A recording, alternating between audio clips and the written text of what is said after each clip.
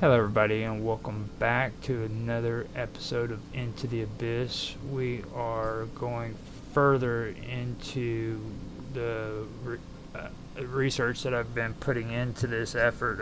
Last time we were discussing divination, or a couple of episodes we had been discussing divination, numerology, and things of that nature, where before we went through philosophy. So now we even got into a little bit of ancient demonology and stuff too with the divination. But now we're going back to a more philosophical standpoint, looking at some stuff from ancient history that I wanted to go over and discuss. But before we do that, I'd like to introduce people who are on the panel.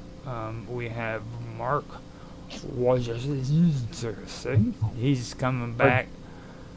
Yeah, Watashik. Watashik. There we go. Watashik. We got Mark Watashik back with us for another episode of Into the Abyss, as well as Mark Edworthy. Now, I've had Mark Edworthy on other streams, but this is actually the first time I've had him on Into the Abyss. Now, Mark, this is going to be a completely different experience from what you're used to with me. Okay, it's actually pretty cool. So, before we get started, if you guys want to say something, go for it. Yeah, I'm Dragus Productions as well. So if anybody out there is listening and you can't find or spell my name, you can always look up Dragus Productions. You'll find me and all the shows that I do and produce. And just to set it straight, it's not saying his name, or it's not freaking spelling his name, it's pronouncing it. That's weird. Like, I could spell your name all day long, but it's just... Oh, yeah, I'm telling you, Mark Edworthy will not have a problem with that because there's lots of Polish people in England right now, and they were complaining about that, I've heard in the past, about overpopulating England with Polish people. Just to think about it, I can't think of any Polish people I know all that much. Well, to be fair, I don't know many Polish people to be fair. To be fair, and taking up for the English and everything, the English actually just hate everybody. They don't want... Yeah. Everybody's a bloody savage. We don't. I get it. I We get do it. not discriminate. Yeah, they don't want any of us to come into their country. They're like, go freaking back. We don't want you here. Like, you muck up the water with your American crap. Well, what are you talking about? They don't even like people that cross their inner borders either, like the Irish and the. Yeah, that's true. I don't know these days. I don't know these days with the EU. Jesus, yeah. Okay, so with that being said, Mark, you want to say something? Hello, people. Might as well give you my Minds link. So, I'm at minds.com/Medworthy.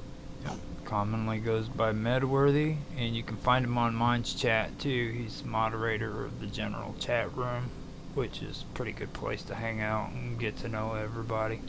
So, with that being said, I'll tell you my name. My name is Roger Hanson. You can find me on everywhere, so check me out. Everywhere. So except for BitChute, for some reason I cannot go on BitChute anymore. Like, it's really weird over there. Suspicious. The dark forces have spoken. So, with that being said, I'm going to get into the topic now. Today I want to talk about Al-Kindi. Now, you guys, before we started the recording, had told me you'd never heard of Al-Kindi, right? Right. Not that I can remember. But I've heard of alchemy. All right. And there'll be some of that in this, because Al-Kindi had a pretty strange philosophy. Now, Al-Kindi was coined the philosopher of the Arabs. Now, he was born in Kufa around 801 CE during the flourishing of the Abbasid Caliphate. Now, his whole name is Abu Yusuf Yaqub ibn Ishaq al-Kindi. Okay, and he became one of the most remarkable polymaths of the Islamic Golden Age. Now, So was he actually a magi then? he he was more of a philosopher, mathematician, just like Mark said, and he was one of the people like during the time. Well, we all know about the Library of Alexandria and how it was destroyed. Okay, now a lot of people aren't aware of it, but like after that happened, the majority of information that was retained actually came from the Arab world. Okay, because and a lot of the lost information that was lost in the Library of Alexandria was actually retained through the Arab world because they were really big on storing that stuff up too, and they'd travel to Alexandria and copy this literature.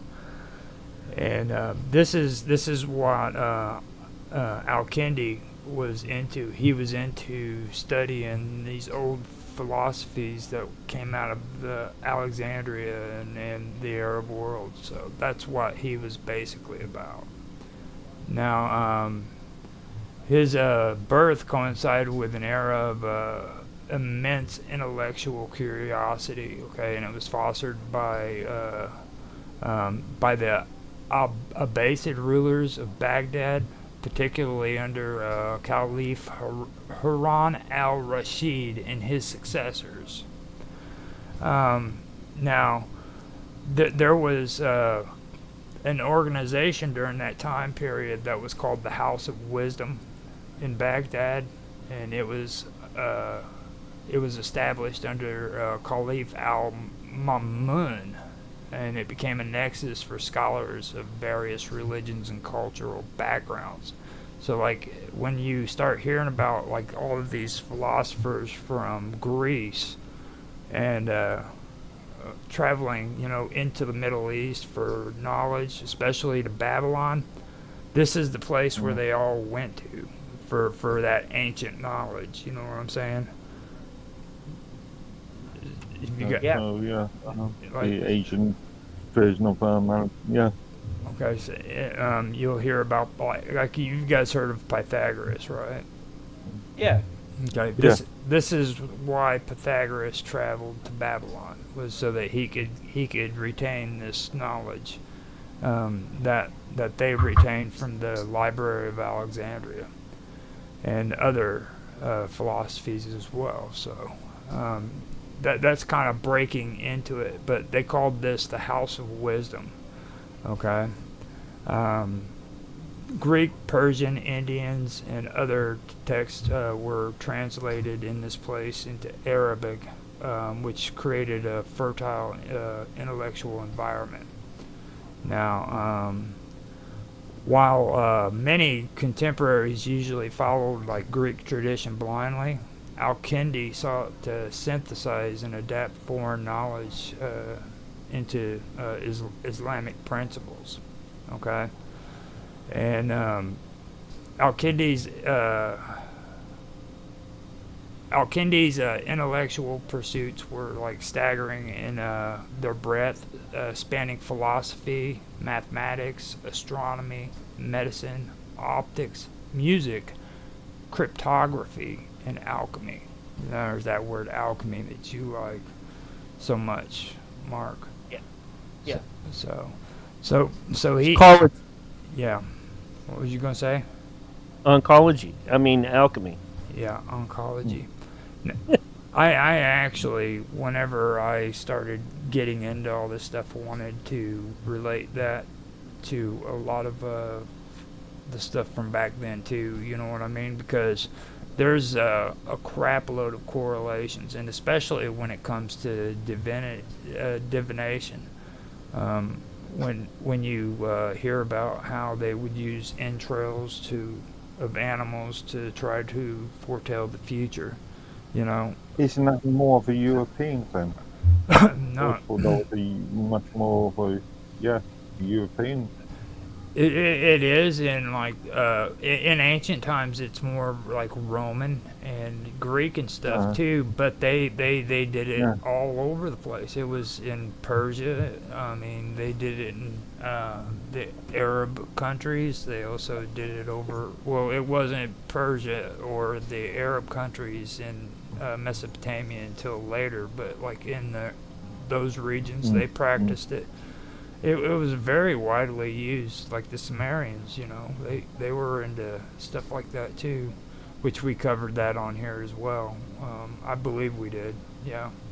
We got into the ancient mystics of the Sumerians and the The Babylonians, Assyrians.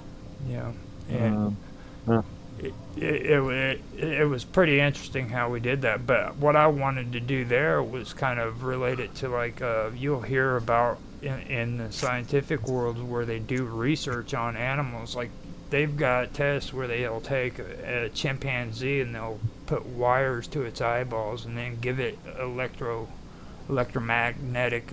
EC, E, ECG, EC, is it ECG? Yeah, ECG has been a technique that's been around for good 200 years. Yeah, but It was sort of stopped mainly in the UK and the US in the 80s, as mhm. late as the 80s. But Yeah. I mean that they would actually freaking videotape just so they could, and they still do it actually. They would always record their reactions on a physical level as well as like Mm, visibly. You know what I mm. mean? Like how their eyes would freaking twitch or shit like that. And now that we got usage of things like brain scanners, CAT Mm. scanners. Mhm. Yeah. I mean, the correlation between that and the divination and stuff is just right there in your face. And people just refuse to freaking see that. You know what I mean? And I find that kind of that interesting. That's something that I did want to actually start getting into, but I think it's a little bit too complicated for a lot of people to understand. You know. Okay, so. Um, he was also involved with astronomy, mathematics, philosophy, medicine, optics, music, and cryptography. Now, there's a few of these that I do want to break off and go through on some of them, especially because the one thing that I do want to focus on is philosophy, or a couple of things actually, is philosophy, optics, and music. Now, I love cryptography, and if you guys want to talk about that, we can talk about it and stuff like that. But that's what I'm going to keep more focused on when it comes to this because um, there's a few good things when it comes to Al-Kindi and these things, and there's a lot of strange coincidences too that kind of correlate with what's going on in today's world, like in our episode where we were talking about divination. I was talking about how well, I even mentioned it on Nancy's show where their divination was actually a part of what we have for facial recognition, and Oh, y- Sounds. you know, What sounds? well, the principle that was used behind it was a divination that started back in the Middle Ages, where like whenever the guy who came up with the concept of trying to determine who a criminal was by taking and doing a artist's render of a criminal. That all started Okay. out of Okay. Yeah, I divination, see what you mean. Yeah. and Yeah. then he also went by with his photos, and he actually it was when film started coming around, so it wasn't even the Middle Ages. It was during the late, what was it, 1800s maybe. You can, well, film only been popular in what, last 150 years? Right around the 1800s. Really? I had it in a previous episode if you want to check that out. But what he did is he took all these photos of these criminals and he tried to put them together to see what a real criminal would look like because of the way they looked. And to his dismay, when he put all these photos together, it made the criminal's image look better. Okay? And that is basically what led up to what we have today with frickin' facial recognition and with AIs where they create frickin' avatars on AI to where they make like these beautiful women or, you know, beautiful men and all that stuff. They're taking these images and they're combining them together and creating that image. Perfect man. Perfect person. Mm-hmm. It's pretty interesting when you check that out. It's really good. And there's other things too that I do want to bring up too when it comes to that kind of stuff. So now let me see where I'm at. I believe I was just finishing up on the part where he's talking about alchemy. Okay. Now, Al-Kindi's genius lay not in the depth of his understanding, but also in the ability to draw connections between disciplines. So he was an interdisciplinary kind of person, you know what I mean? He would go from one discipline to another discipline and connect dots and put them together, which is something that I find fascinating, especially for that time period, because people today still have a problem with doing that, you know what I mean? Al-Kindi was one of the first Islamic philosophers to incorporate the works of Aristotle, Plato, and Plotinus into Islamic thought. Through careful translations and commentary, he explored the nature of the soul, cosmology, and the universe, and the universe's unity under God's creation. Now, one of his most profound contributions was the idea that reason and revelation can coexist harmoniously. He believed that philosophy was a tool to understand divine truths and was not inherently contradictory to religious teachings.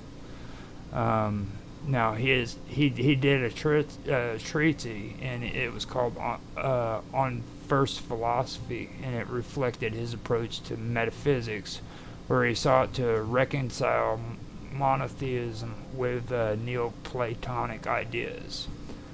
Now, he argued for the existence of a prime mover and saw God as the ultimate source of all being and knowledge. Now, this kind of goes into the agent intellect. Have you guys heard of that? A little bit, but you know, I never got really deep into it. So what are your ideas on it? From what you understand, what does it come down to? I think that's where it really comes down to where the other religions start to and philosophies go into like a one belief system. Do. But with that one belief system, there's a lot of shared beliefs with it. So, and you know, it cross platforms into other areas. You know, like the living, you know, environment around you, animal, you know, and the reactions and all that. Mm-hmm. And that's probably something that Da Vinci actually got into later on, or you know, picked up some of the teachings from. Yeah. I agree with that. Now, here lately, me and Nancy were talking about, well, I call it the cosmic weaver, or the cosmic weave. You know what I mean? That's what I call it. And I was talking to her about it, and you guys on her show. It might have actually been on Cafe Enigma when I brought it up. But a lot of the stuff that we were discussing that night had to do with this, and it also had to do with Al-Kindi and his beliefs too, because And you can see it in different things. It's like one of those popular, unpopular topics that you never really hear much about, or you never see much about when it comes to like outright calling it, talking about it. But you can see it everywhere. You can see this idea that we're all connected from frickin' well, for me, I say that it all starts from the thalamus in the brain, and you have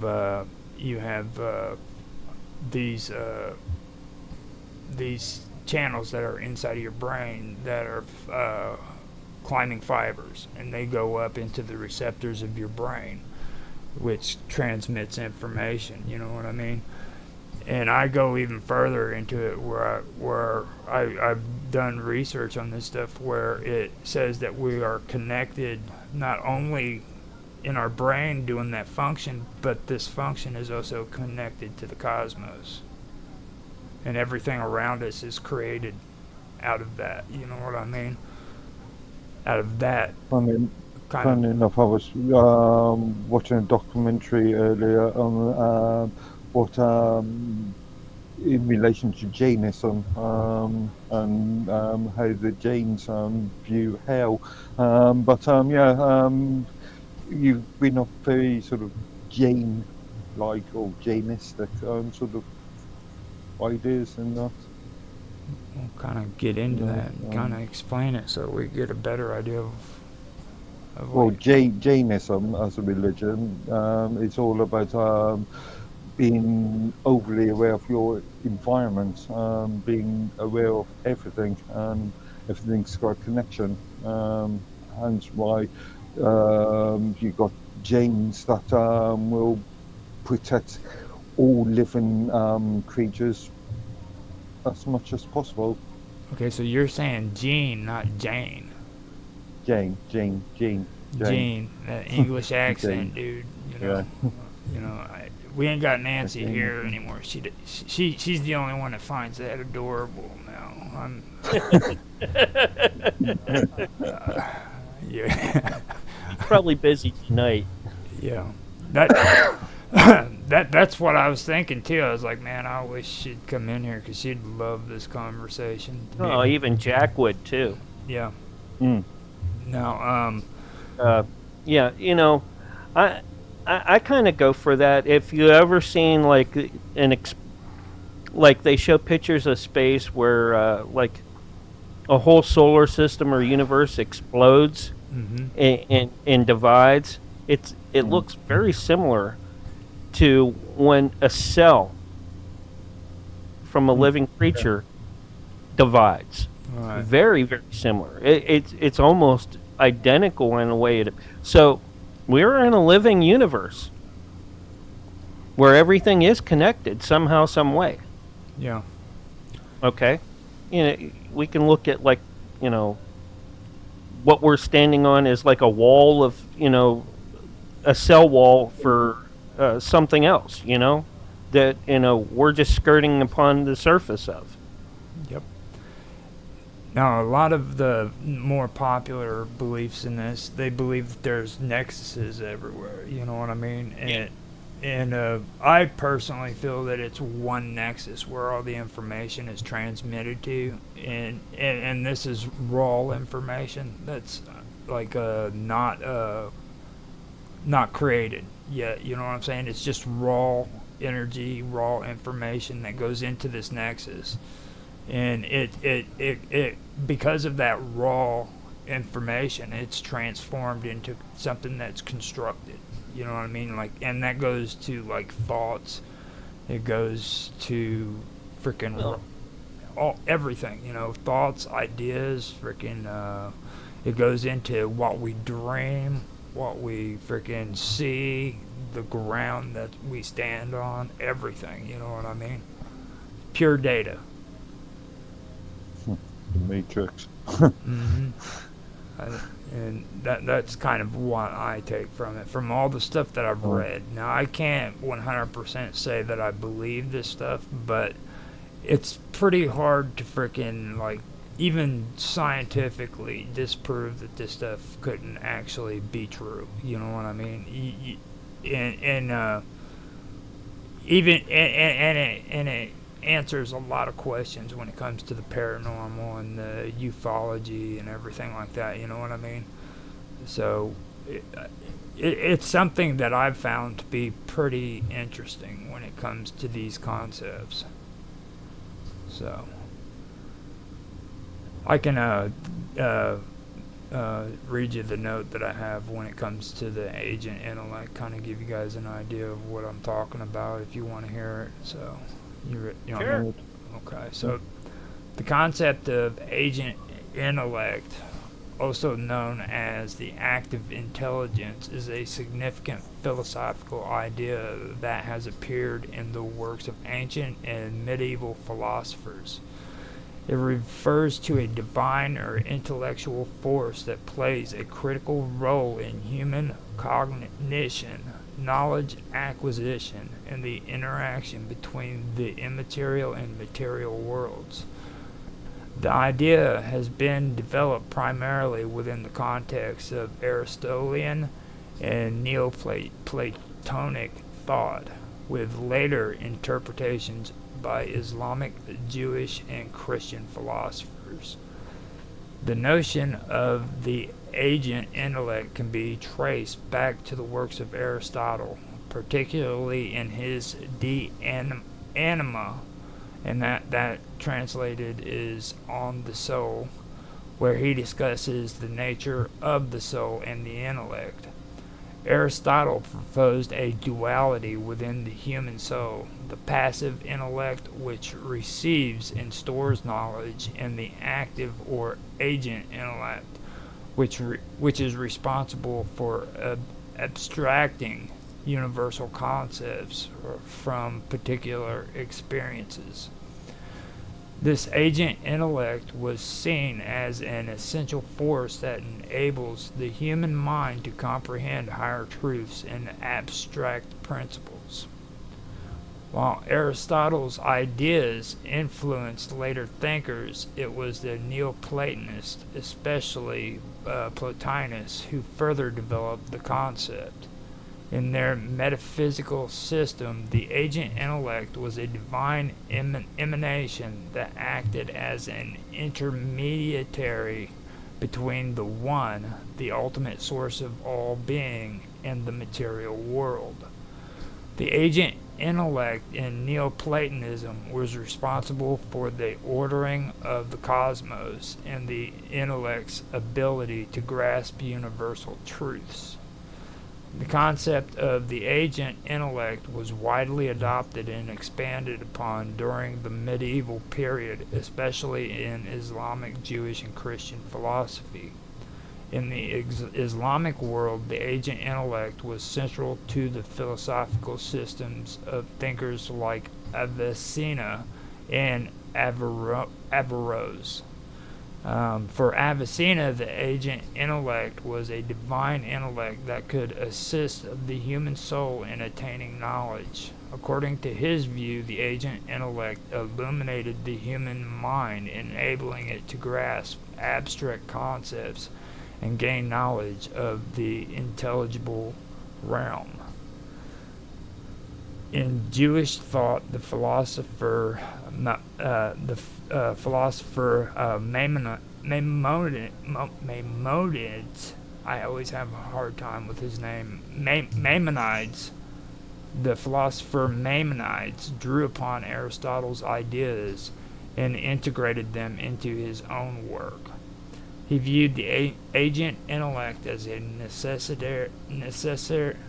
necessary mediator between human understanding and the divine intellect. In this context, the agent intellect played a role in helping humans achieve intellectual perfection and understanding of divine truths. Similarly, Christian philosophers such as Thomas Aquinas borrowed and adapted Aristotle's theories of the active intellect. Aquinas viewed the agent intellect as a part of God's divine order, through which humans could come to know universal truths and understand the natural world. For Aquinas, the active intellect was essential for the proper functioning of the human mind in its quest for knowledge. At its core, the ancient intellect represents the process by which individuals are able to move beyond sensory perception and engage with abstract concepts and universal truths. It is often seen as an intellectual force that guides the soul towards higher understanding. The ancient intellect helps to purify the mind, enabling it to engage with eternal and unchanging truths, whether in philosophy, science, or theology.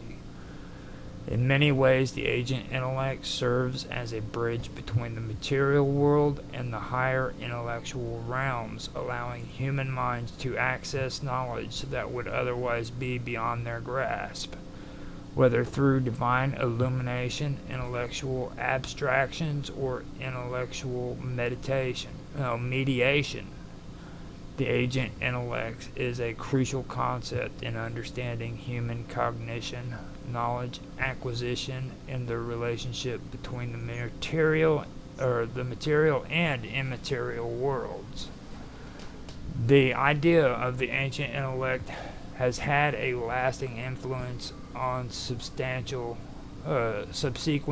philosophical and theological thought. It contributed to the development of ideas in epistemology, particularly regarding the nature of knowledge and the relationship between the senses and intellect. The concept also played a key role in discussions about the nature of the soul, the intellect, and divine interactions with the world. While the ancient intellect is not as prominent as modern philosophy, its legacy can still be seen in the development of theories of human cognition and in the search for higher understanding.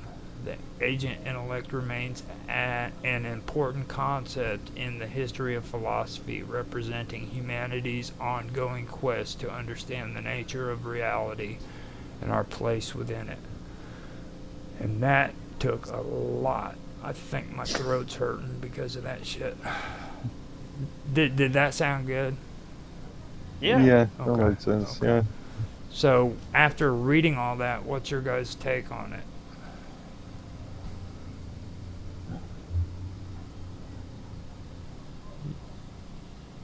You didn't hear a word I said. Yeah, I did. Yeah, you did. What's your take on Yeah. all that?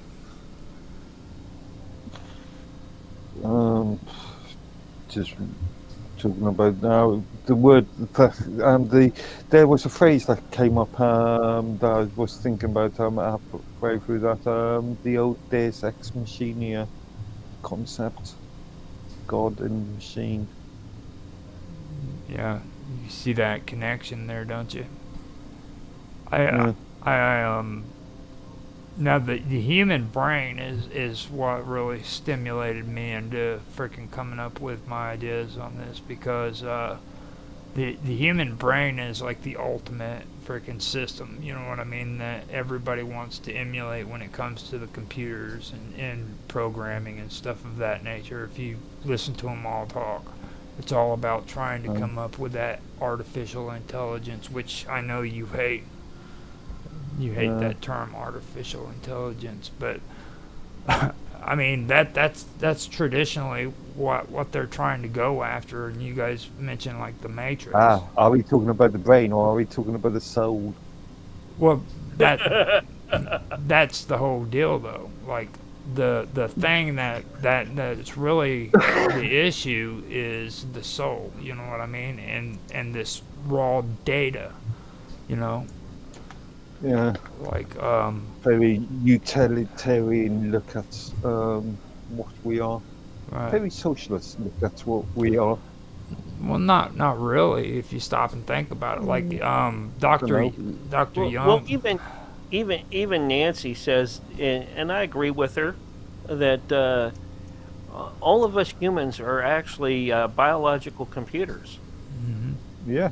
All right, so you know, when we're born, our cells are pre-programmed to do like certain things, like breathing, eating food, digesting, to the day-to-day things that we do.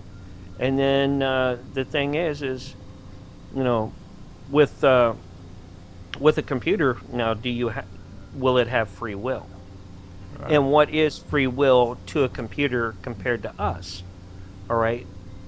Now, that leaves some philosophical discussion, but sure, you can come up with decisions, because you're going through computations, and of course your mind goes through computations too. But and there's a side of our brain that has, where we can touch, feel, and sense, have all our senses that go in with it, where a computer, at this point, they don't have that, where they can select it to have certain seeing, certain grip capabilities, but does it really touch? Does it really feel? That would be the thing. This goes back to our discussion that we had on Tech Talk ages ago about Yeah, what is intelligence, and then emotional you get into the intelligence. difference too. Then you get into the difference too, and you go back in time, and I've talked about this too. The golem was an automaton. All right. Right. It was a robot basically, because it had set things that it was told to do, and it did, but it didn't have feelings. It didn't, sure, it could sense, or feel distance, and not feel, but recognize distance and things like that. But Now, are we going for something like that yeah. these days? The new golem, the techno golem, or are we going to try to spiritually create one with clay, like the ancient Jewish magi's and all that did when they created these golems, and that was just one type of thing that was out there at the time that they talked about. I'm sure there were other cultures that had something similar. All right, it's just the one that's more well known. Mm-hmm.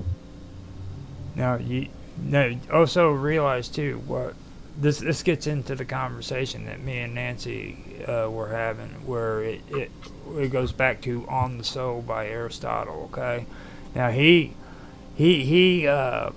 said that there was a duality within the soul. Okay, and the human soul, and there was a passive intellect, and then there was the active intellect. Okay, and we're talking about the active intellect, where we can actually be able to open up pathways that would allow us to see into abstract ideas and see the cosmos or the universe better. You know what I mean?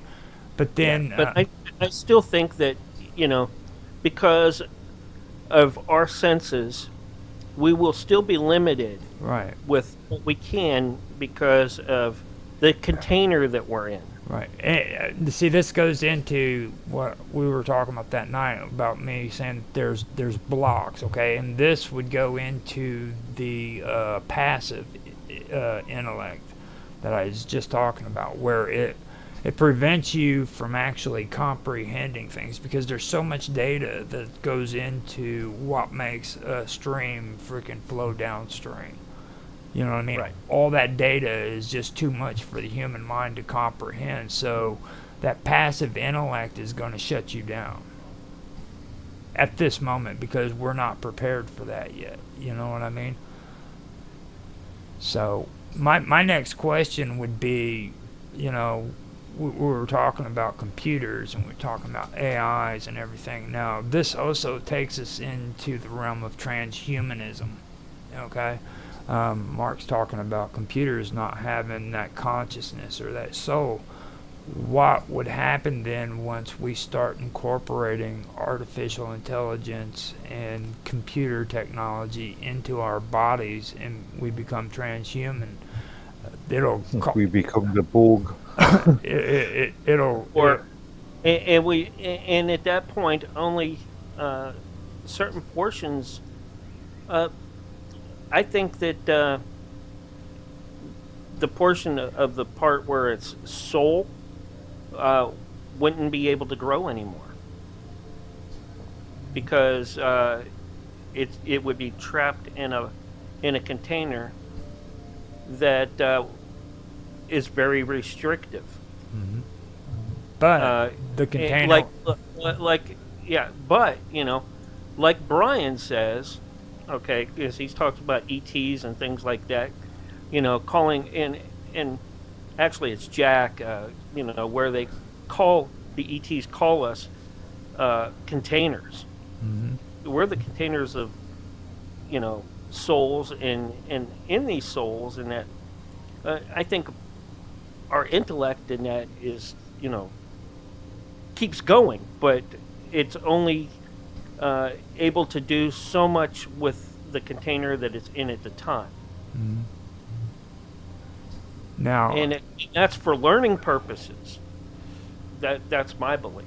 Now, when we get into that too, though, you also got to think about like this data. We're not able to comprehend it, but like once we have this computer technology into our brains, we're going to be able to transmit data a lot faster. So, what happens there? You know what I mean? Where with our comprehension and being able to understand things at a faster rate, what's going to happen to us on that level? You know what I mean? It's one thing to transfer data. It's another thing to read it, to comprehend it. Well, just because you can transfer data doesn't mean anybody's looking at it. Right, because look at your computer. How much of the computer that you have going right now? All right, mm-hmm.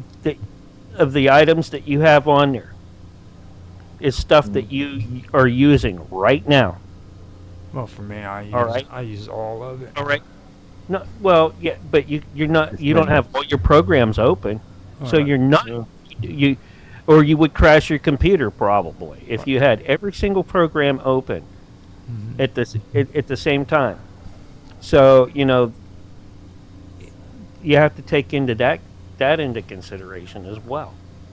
So, like recalling the information would be another thing too. Like with this computer, I whenever I need that information, all I have to do is just tap into it, and bam, the information is right there. Right, but even then, if you get a power surge or something, if you got that information and you transmitted it, and it was transmitted back, all right, there's a chance it was corrupted. Mm-hmm. Okay, so it's not a flawless system. Right. Now, and besides, we all use the internet, and we only look for what we are looking for. We don't get all the data on the internet transferred to our local machines. Right. Yeah. It's it's like the old system of computing, where you're at the node. Sure, you have some pretty powerful stuff that you can use while you're at your mode that you have now compared to where you were at like 30 years ago. Where you just had the monitor and the keyboard that was hooked into the computer. Mini computer at one time was as big as a floor on a university. All right. In fact, that's how I started out. Learning about computers and that, because it wasn't up until mid 80s where individual computers were starting to come out for everybody. Yeah, mid 7th page. Yeah. Exactly. Mm. Now, Remember, just because the content's there doesn't mean you even need to access it, or you have any point of accessing it. and also remember what we're actually talking to about too. We're talking about the agent intellect and the passive intellect. So you have the agent intellect, which is the the core. You know, at the core, the agent intellect is the process by which individuals able to move beyond sensory perception, and they can engage with abstract concepts and universal truths, where that would be what you're talking about with the internet and having information available for you. But then you have the passive, okay, the passive intelligence, which is the part that tells you no, you're not ready for this, or no, you can't. That's firewalls. Yeah, exactly. Yeah, You know what I yeah, mean? yeah. That's what I And I mean, the parallels there are just insane. You know what I mean? And for me, what I'm starting to realize when I'm reading this stuff is like the human brain could possibly be able to do this stuff without any use of a computer whatsoever, if the philosophers are correct. You know. If nothing else, we've manifested these computers by freaking our thought process, which is also very, very logical. It's exactly the reason why we have these computers in the first place, is because we're actually emulating ourselves into the real world. You know what I mean? Mm. So, yeah, like I said, this whole thing, man, is just it's interwoven to where freaking you can actually look at things and say, yeah, this makes sense. You know, like I do enjoy, you know, stories about the paranormal and ufology, but when I look at stuff like this, I can honestly say, look, man, it's a lot more than just space saucers flying through space. You know what I mean? Like there's a whole lot of more things that are going on in the universe if these philosophies are true. Like, I wouldn't need a spaceship to travel to frickin' Alpha Centauri. I could just step on a frickin' cosmic weave and bam, I'd be there. You know what I mean? Travel through the nexus, and bam. Well, I think part of that is because when we were created, all right, that was closed off to us until we're ready for it. Right. All right, you know, it's not only a growth of the individual, but it's a growth of the complete species. Right. All right, and that I don't believe in evolution, but I do know that over time, you know, our bodies do physiological changes, you know, and you know that's even apparent from when you are born to grow old. So that's where I sit with that. Right, and I agree with it too. And the thing that really sticks out to me is like well, also remember, like if I have this ability, then you have this ability, and we all have it, and we're all connected through this. You know what I mean? And like you look at Dr. Jung, Carl Jung, who talked about the God conscience. You know, every religion, pretty much in today's world, says that we're all connected.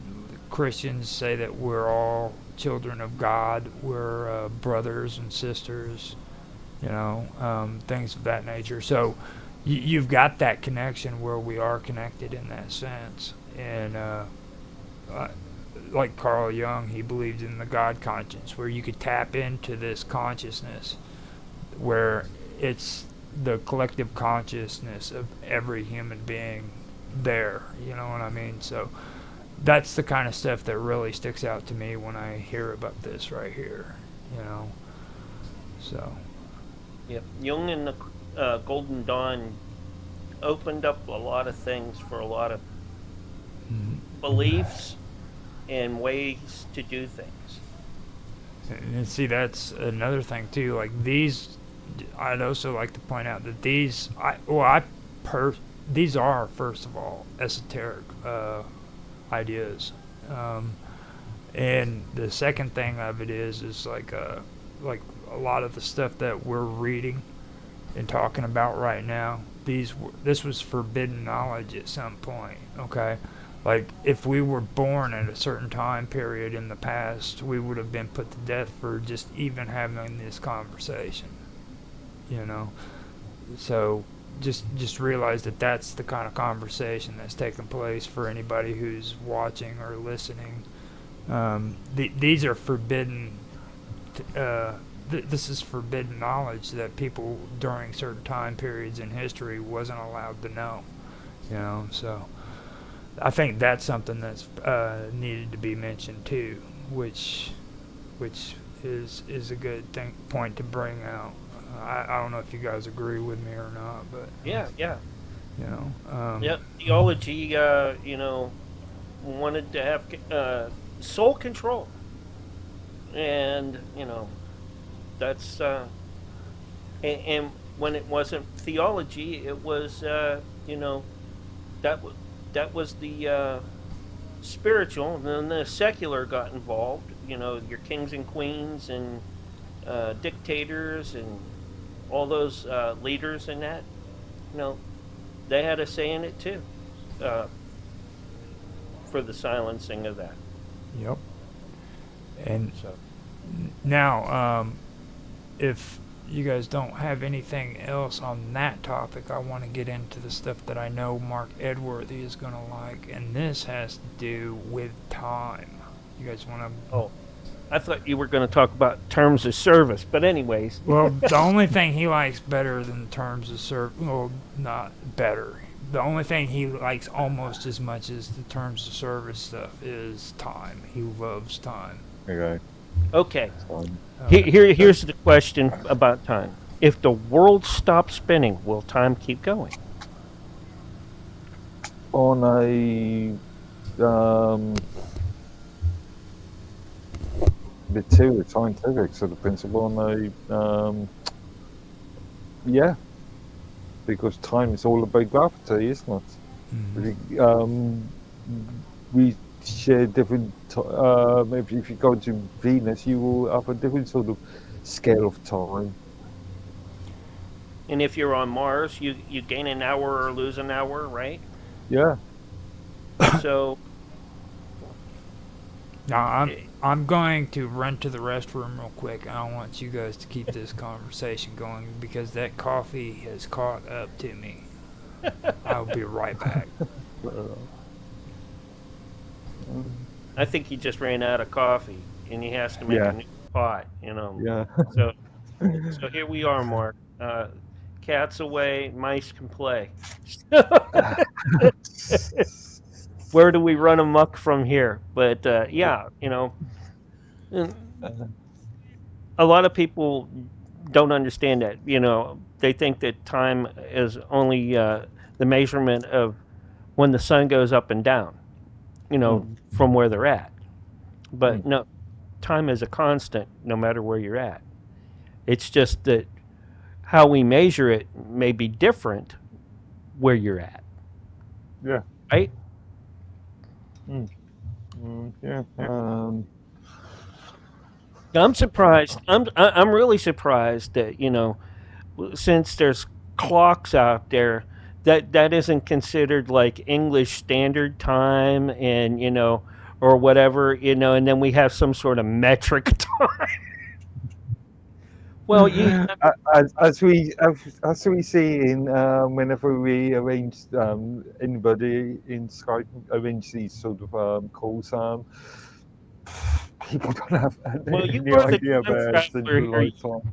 You are the time traveler here, right now, because you are ahead of me and Roger as well. I'm Yeah, 5-6 hours in front of you. time, but we are speaking across time. But are we?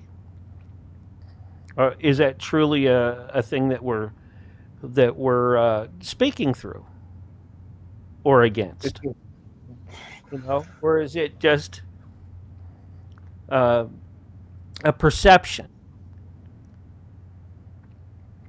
time itself is it's a perception. I mean, most sane people in the UK would perceive this as being nighttime and be asleep, but Yeah. I'm still Well, here. it's it's it's it's it's nighttime here too.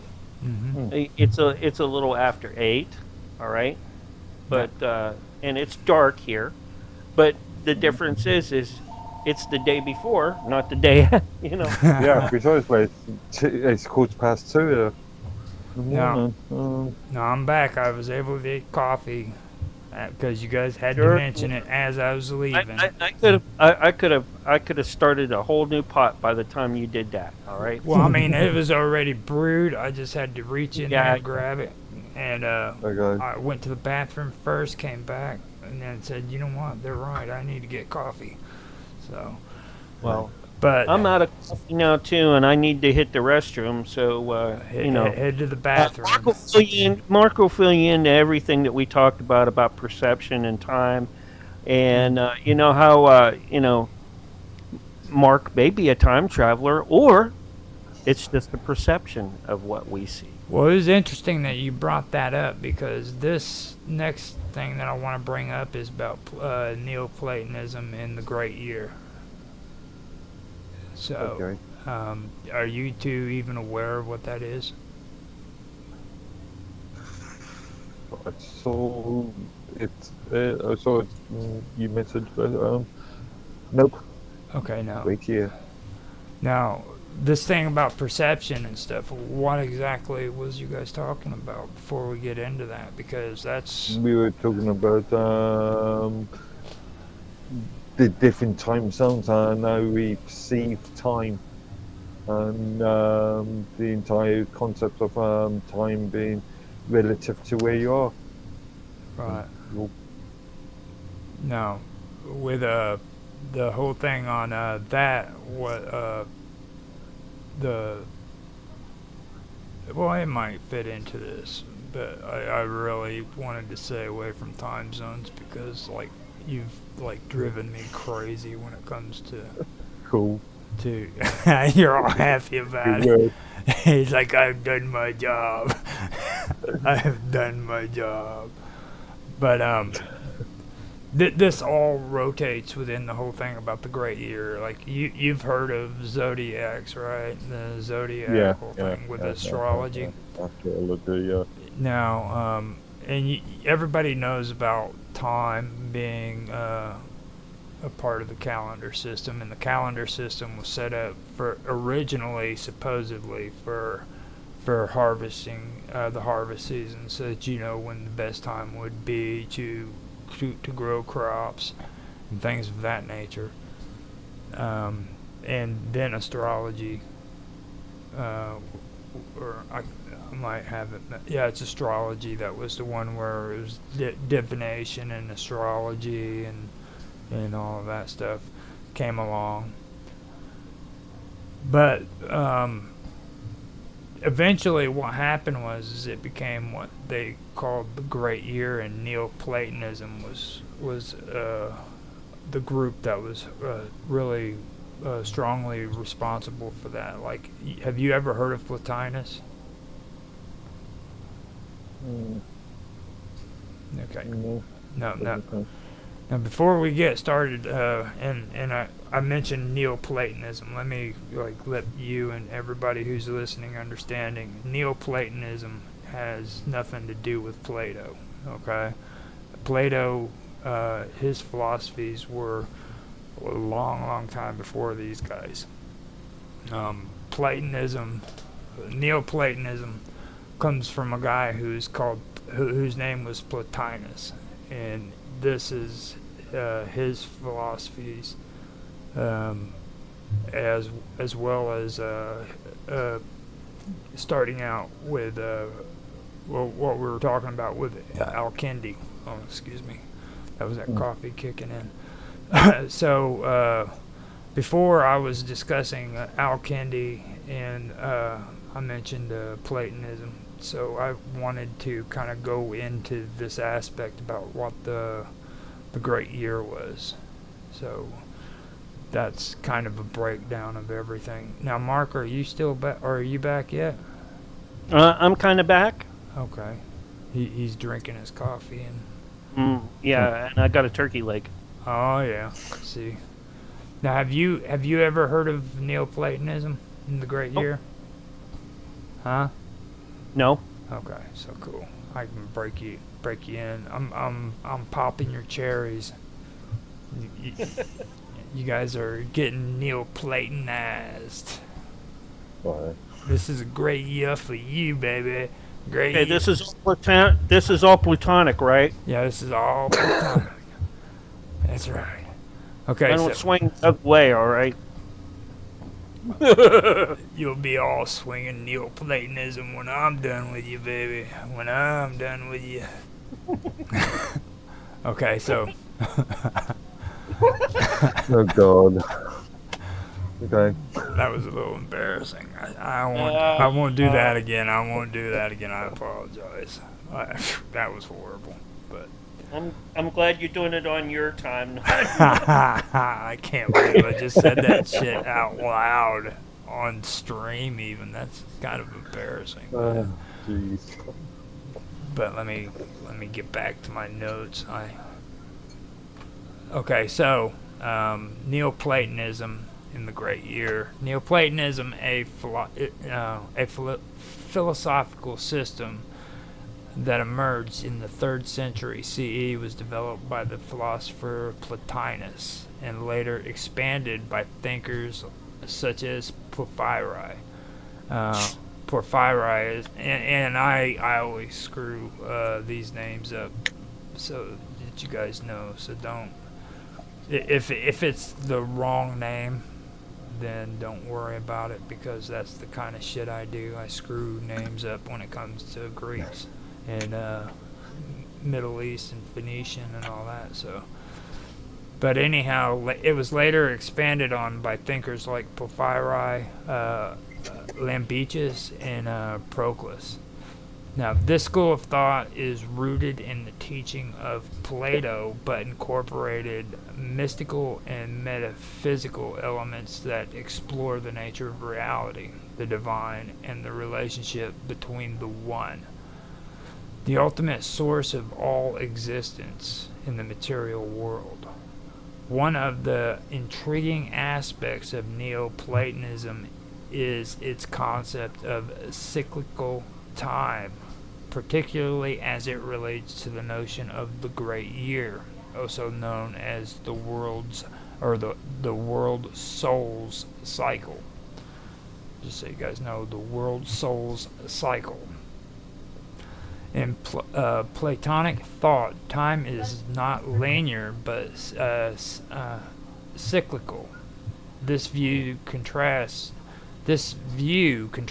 with the linear concepts of time found in much of Western philosophy and religion, particularly in Judeo-Christian thought, where time is seen as a one-way progression from creation to an eventual end. Neoplatonists, however, believed that time flows in a perpetual cycle of cosmic renewal, influenced by the movements of the stars, the planets, and the divine will. At the center of the cyclical view of time is the idea of the Great Year. This concept suggests that the entire cosmos goes through a vast cycle with periods of creation, destruction, and renewal. The Great Year is often associated with the motion of the heavens, and its duration is said to be linked to the time it takes for the celestial bodies to complete a full cycle, usually involving a span of thousands or even millions of years. It is believed that the Great Year encompasses the rise and fall of civilizations. the unfolding of natural and cosmic events in the return of the cosmos to its original state of unity with the divine. A key aspect of Neoplatonism is the idea of the world soul, which is a divine intellect or force that governs the cosmos. The world soul is believed to emanate from the One, the ineffable source of all existence, and acts as an intermediary between the divine and the material world. It is through the world soul that the one's will is realized, and it is the world soul that organizes the cosmos into its cyclical patterns. According to Neoplatonic cosmology, the world soul exists in a continuous cycle of creation, sustenance, and eventually dissolution. The great year is seen as the time it takes for the world soul to complete its journey, moving through different phases of cosmic existence. During this cycle, the world soul's influence extends to all living things, shaping their fates and guiding the movement of the stars and planets. One of the most fascinating aspects of the Great Year in Neoplatonism is its association with cosmic rebirth. The cycle of time is not just a process of decay and destruction, but also a process of renewal and recreation. At the end of each great year, it is believed that the cosmos will return to a state of perfect unity before beginning a new cycle. This cyclical pattern reflects the Neoplatonic belief in the eternal return of the divine, where everything ultimately returns to the One. Okay, now, in this context, the Great Year can be viewed as a metaphor for spiritual evolution. Just as the cosmos undergoes cycles of birth, death, and rebirth, individual souls are believed to follow a similar path. Souls, according to Neoplatonism, undergo a process of purification and ascent towards the divine, ultimately striving to reunite with the One. The Great Year thus serves as a grand cosmos backdrop to the individual soul's journey, with both reflecting the eternal nature of the divine. The concept of the Great Year in cyclical time has influenced many other philosophical, religious, and esoteric traditions. In particularly, ancient cultures such as Greek, Egyptian, and Hindus also had cyclical views of time, seeing the rise and fall of civilizations and the cosmos as part of an ongoing cycle. The concept of the Great Year in Neoplatonism closely parallels these ancient views, which often emphasizes the interconnectedness of time, the cosmos, and the divine. In the Renaissance, philosophers and esoteric thinkers were greatly influenced by Neoplatonic ideas, including the notion of the Great Year. Figures such as Morsilio Ficino and Giovanni Pico della Mirandola were drawn to the Neoplatonic understanding of time and the world soul, seeing it as a means of understanding both the natural world and the divine. These ideas also resurfaced in later occult traditions, such as Hermeticism and alchemy, where the cyclical nature of time and the eternal return of the divine played a central role. And right there, when it talks about the alchemist, when it comes to renewal and purification and all of this. That is really, really important when it comes to alchemy. That much I do know. I really do want to get more into the whole alchemy aspect of everything, but that's the one thing that really does stick out to me when it comes to that. I'd also like to note too that when it comes to the rotation of the Earth, it rotates on a wobble, and that wobble is also considered to be the great year as well. They've been debating on how long that actually takes for the Earth to create that wobble once as it travels around the solar system. So that's also an aspect of it. I thought the 2,500 years was the Something like that, yeah. Mm-hmm. Well, was the complete year. Well, that was actually what they believe it is now, but the whole story behind that is pretty fascinating. Like, there were at least 5 or 6 people who in history who made their ideas of what the great year actually was, and they were way off. You know, like Aristotle was just an idiot. I mean, and then if you think about it, okay, 2,500 years for us, to do that. Now, how many thousands or millennia will it take for us to go the complete way around the Milky Way? Right. Okay. And see, all of this has to do with this Because great year. it's all connected. It's all connected. Mm-hmm. All right. And we're trying to nail down time. And the vortex of this galaxy from rotation, and how it lines up with others,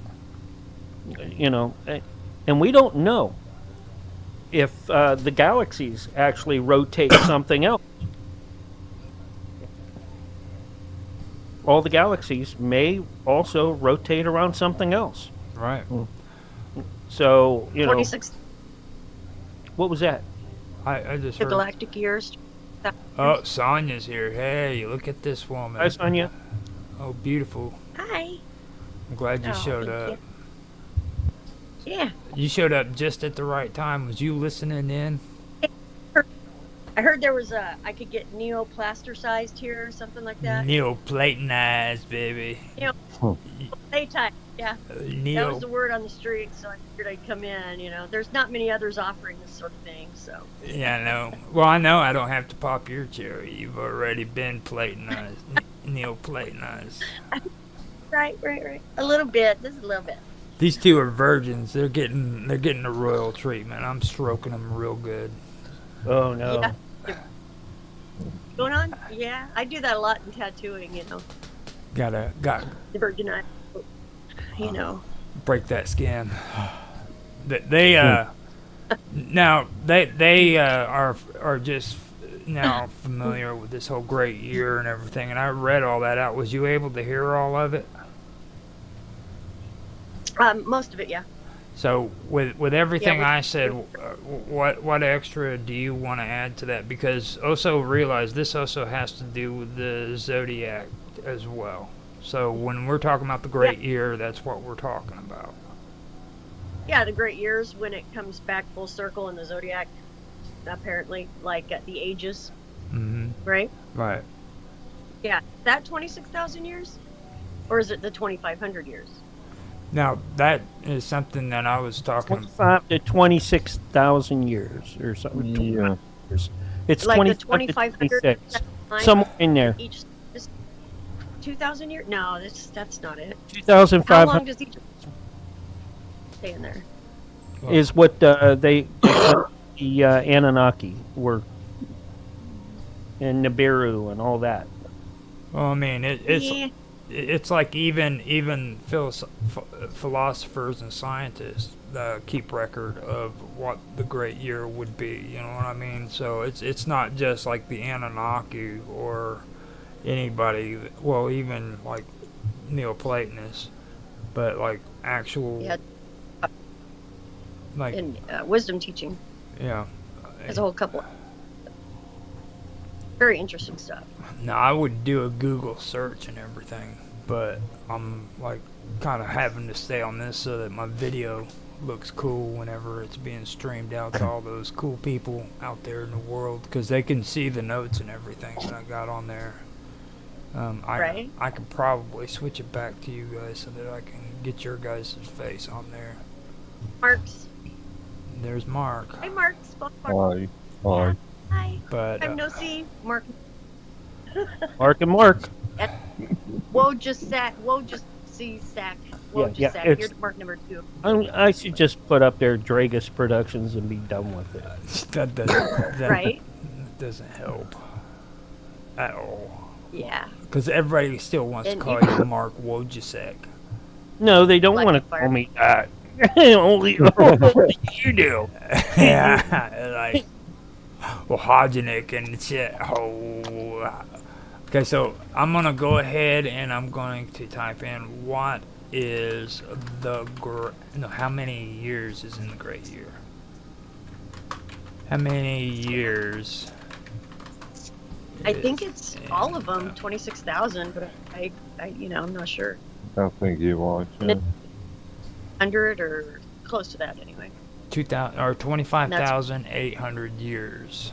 Yeah, there you go. Yeah. That's Yeah. Yeah. yeah. Yeah, that's what Zodiac. If we would have had Brian singing with us tonight, he would have been like, "No, it's this." Now, with the Anunnaki. Great. Oh, go ahead. Go ahead, Sonia. I'll do a little. Look what I got. Let me show you. Hold on. Oh, she's gonna show off. Yeah, I'm gonna show off, bro. Oh no, she's got the guitar. Jeffy got you It's a inspired. bass. It's a bass? Well, he started it, I think. Well, I've always been that way. I always liked music, but actually, my son, my 20-year-old, actually, I didn't bring him up, so we're like buddies. You know, Mhm. it's hard to be buddies with your kid if you bring him up, so it's a little different. But he plays guitar, and so I was like, well, guitar is very difficult, so I figured I would just try bass at first. And so far, so good. I just got it like yesterday, so it's just now tuned. So, you know. And I really have no idea what I'm doing yet, but I'm really excited about it, so I wanted to share it with you guys. That's pretty cool. Oh, I got one I got one similar. I have an Ibanez acoustic bass. Now, Yeah, I got an acoustic bass, but I called it a generico because it's super generic, like China special kind of thing. But what do you get else for your first bass? It's like a beater, you know? yeah, that's, No, Well, you can get it wasn't first bass, but you know, you can get a Yamaha. Yeah, Yeah, it was like that- $60. Yamaha or a PV Yeah. if you're going to get an electric. You know. Yeah. So Yeah. Yeah, well, this is like, you can put electric into it too. It's one of those, you know, Mhm. versatile one. Yeah, I'm That's just learning, mine so is, too. that's what? That's how mine is too. It's a acoustic electric. Yeah, I don't even know if they have like regular acoustic basses altogether. Yeah, I mean, well, I think they're you know, all they call it a bass fiddle. fiddle. Yeah. Yeah, you know. Ukulele type kind of thing, almost. You know. Yeah, this is much bigger though. Anyhow, okay, so does anybody have anything that they want to discuss when it comes to the great year? Because this is actually leading into the next thing that I wanted to discuss when it comes to music, because especially when it comes to esoteric music. And You have to bring up that all that came up and was really brought to the forefront because of the Mayan and Aztec calendars. Exactly. Okay, in the year 2000. All right, at least to the eye. You know? to the public. Mm-hmm. All right. Yeah. And most folks didn't and don't understand that or have forgotten about it since all that. Oh, we're so worried, nothing's going to work. Everything won't work Yeah. after 2000. Yeah. Wrong answer. No, What fun. I wanna, I saw you guys. Shit. I wanna take a jab at Mark real quick because I want to hear freaking this whole thing about time being cyclical. And what's your take on that? Because I know you're bilinear. You're linear. Bilinear. In what sense?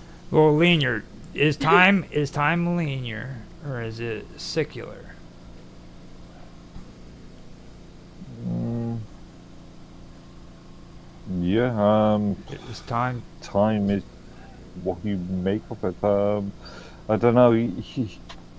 As an example, you can be sitting around and for an hour and thinking that you've spent half a day doing something, or you could be sitting around for an hour and thinking that only 5 minutes have gone. so it'd be perception. Yeah, yeah. So that would make my argument even stronger when it comes to this cosmic weave and the philosophies behind it, because it all starts within the brain and it works its way outward. Right. Mm. That makes cyclical for sure. Mm-hmm. It's just perceived as linear because we're here in these avatars. See, So- you're getting into the avatar thing, okay? Now, Well, how would we? Now, Unless it was which timeline are we going to go with today? yeah. Because Right. so Exactly. that once there's a way to split, and then there's other dimensions that run right along with us. So, and that's been proven. How does time And we're- work there? And does it affect the time here? Exactly. Sure. Why wouldn't it? If No. it's interwoven like that, Right. it only could, right? Because we're all connected. You see, so where our reality is actually being changed, it's affecting the way reality in these other dimensions are being changed as well.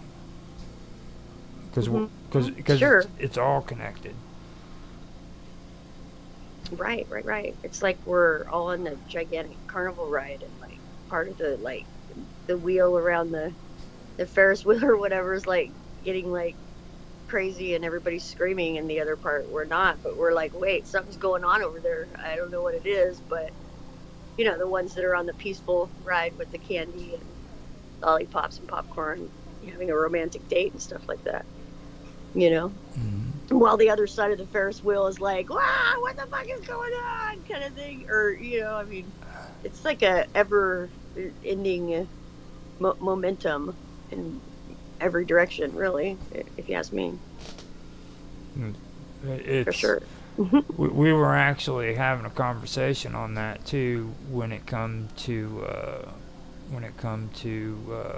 what was it? I forgot the damn freaking topic, but we were talking about Greek mythology or Greek philosophy before Neoplatonism, and it was about the agent intellect, is what it was. Have you ever heard of the agent intellect? No, I don't think so. No, What's that? you have the passive intellect, and then you have the agent intellect. And the agent intellect is what enables us to be able to comprehend abstract concepts and things that are unseen. All right, where the passive, huh? Right brain type of stuff? Right. And then you have the passive intellect, which is the part of your intellect that that basically shuts you down because you're not at that point where you can comprehend it. You know what I mean? Right. That's interesting, yeah. So that's more like mental stuff, or, Philosophical theory. What is philosophical theory, really? Well, we've Come on. we've been talking about it. It's a combination of divination, ancient practices, ancient philosophies, ancient beliefs that's culminated into what we call philosophy today. And I think people who are intellectuals have a hard time understanding that. They don't like the idea that freaking their intellect, their high-minded ways of thinking is nothing more than a bunch of pagan witch doctors who practiced divination and masturbated at the shores of the freaking Euphrates. Why has it got to be all like that? Well, I'm just saying. just saying, it makes them feel less than to. Well, come on now. He didn't bring up Satan. That's true. No, I guess so, but still, kind of is in the same wheelhouse kind of area, maybe a little bit. Well, I mean, Mark, number 2, you look like you're super busy right there with your bid, man. yeah. Like with your avatar bid going on. It's like, wow, what is he like? He's producing something. What's he doing? I don't know. Is it a DJ thing? Is it like a movie? I don't know. Nope. That's you'll never see my face because I don't do cameras. I think I've seen your face before. No, you did. not yet, not yet. Wait, Oh. You have dark hair? we might. Not Dark here. hair, right? Or no? No. Am I completely off base? No? Now, You have blonde hair. I now, swear I've seen you before. I don't know if we've seen him before on purpose or accident. We could have seen him on accident. Yeah. I doubt if it was accident. Yeah. I think you have dark hair. I just picture you Nope. having dark Nope, hair. nope. You're definitely wrong. I'm as bold. I'm as You're as wrong. you can get. In Wait, fact, if I had a camera on right now and the light was shining on, you wouldn't be able to see me anyways because you would all be blinded. Ha. And I do that on purpose. If it wouldn't be flat or the huge glasses that I wear, all right, the reflection would just show my Now, he my could. monster in front of me. That's it. All right. I don't do You gotta, ever. I'm way off this. You've got to be careful. He could be just like rubbing you the Bullshitting. wrong way. Yeah, because like freaking, I mean, a bald-headed dude with glasses and just so unattractive. You know. Come on, this is known Mark. many very guys with glasses. I would it's not even believe about- I would believe that with anybody else but this man right here. Okay, trust me. Trust me. Well, you know him a lot better than I do. So, He is something else, man. He is something else. Now Definitely he something might else. Like- he might be like bald headed. Don't get me wrong, but I wouldn't go like he's just so horribly freaking. I don't believe him. Just saying, Mark. Just saying. Oh, come on. Okay. I bring a special kind of element, I think, to the whole conversation. I think we Mark, slid you off the said- topic there. Well, yeah. I Talking me and Mark did. no Late into the night, in the morning. now Many a times. now, Many times. now that we've covered the great year, the one thing that I do want to actually get into is the whole thing about, well, we've covered the cyclical view of time, and Better get that out here. now Gonna get it. we've got. Do you want to say anything about the world soul? Have you ever heard of that term? I have not. Okay, so You're talking- I'm No. I'm fine with Is there a balloon or condom that size? the whole thing about the condom. if you want to get into that whole topic, you got to go listen to David Icke. He'll explain. Oh, okay. He'll explain the world condom to you all the way. Dave, bro, but I Yeah. haven't heard the whole thing. Gold Soul. No, I haven't heard that. Well, he thinks that we live in a holographic world where we're being fooled into believing certain ideas and everything. And at one time, I believe he believed that the moon was a satellite that was emitting this holograph. Sure. And Yeah, our perception is being distorted by all these frequencies. right. One from the moon, the other part's connected to Saturn and things like that. And this kind of goes into Alex Jones' old ideas of the prison planet, where we, like, aliens don't want us to leave because we're actually a prison planet. No, there's a soul trap going on, so they just recycle people. Like when you die, it's not even like a real thing. It's still in the matrix, I guess you could say, of illusion. To where even though like if you've ever been out on the astral, any of you, I'm sure you can create whatever you want to. That's how it works. It's like instant creation. And it's supposed to be that way here, and it does work that way here, but it's a lot slower and more convoluted and more constricted by outside interference, I guess you could say. But ultimately, when you go into that area too, it's still because everybody sees like what they believe in. Like I believe in Jesus, so I see Jesus when I die, right? Or I see Buddha, or whatever the religion is, or what. Basically, you're creating it, but not just you're creating it. Because they have way mass technology that we don't even have any like fathom of, really. And so they're like, oh, this chick, she likes Buddha, so we're gonna, when she kicks it or crosses over, whatever you want to call it, then we're gonna come up to her as Buddha, and we're gonna work with her to get her to go back into another life, because it's a machine, and it's harvesting energy. Ultimately, is what they do, and like it's a myriad of different ways that's energy harvesting. But these souls, they don't know they can like take off and go somewhere. They think, oh, I'm dying. Here's my grandma, here's my grandpa, because they can pretend to be anybody they want or anything they want to present to you.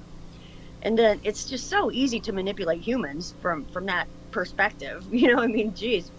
So then it just continues, and then you get born again, and you're like, oh, I gotta go like be better this time, which, I go back and forth on this a lot, because I'm like, well, it can't just be, because the people who say that it's an energy harvesting machine, like it's a soul trap and all that, those folks, they totally don't, at least the ones I've seen, they don't recognize or give any credence to like learning, like it being a school, because there's that whole section that says, oh, this is a school, we come to learn, we learn these things and things like that, and that's why we come here, to like evolve as a spirit. So there's that section too. So, and I'm like, well, isn't it both really? Because I know I've learned some things and been like, there's no way that the things I've experienced and learned and like had recognition of it being sort of a test or lesson or learning experience overall, that can be negated so much, because it is. I figure I was pretty smart when I got in, because where I came from was a place of like niceness. People were nice to each other. It was like whole community thing that wasn't like weird like it is here, where it's like, oh, we're gonna kill you every second we get, kind of thing, which is completely unfamiliar to me. But I just see, so it's like, obviously there's things I didn't know about until I came here, because I'm learning them. And how could I have this whole like epiphany type of learning aha moment about things if I wasn't actually learning something? Right. And that's my real reflection of what's happening. So it can't just be a soul trap.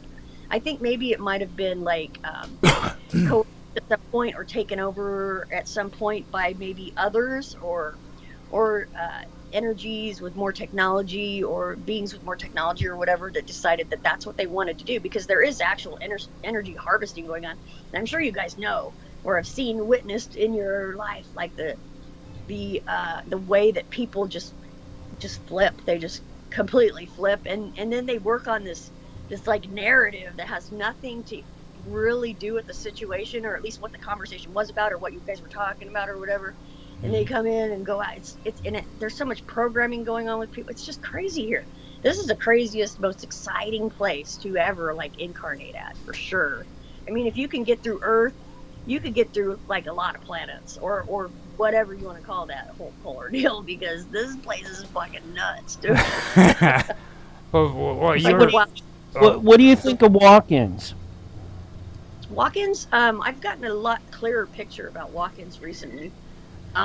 Walk-ins, from what I first knew, because that's kind of a difficult, for me at least, a difficult subject to get your mind around. Walk-ins, how does that happen?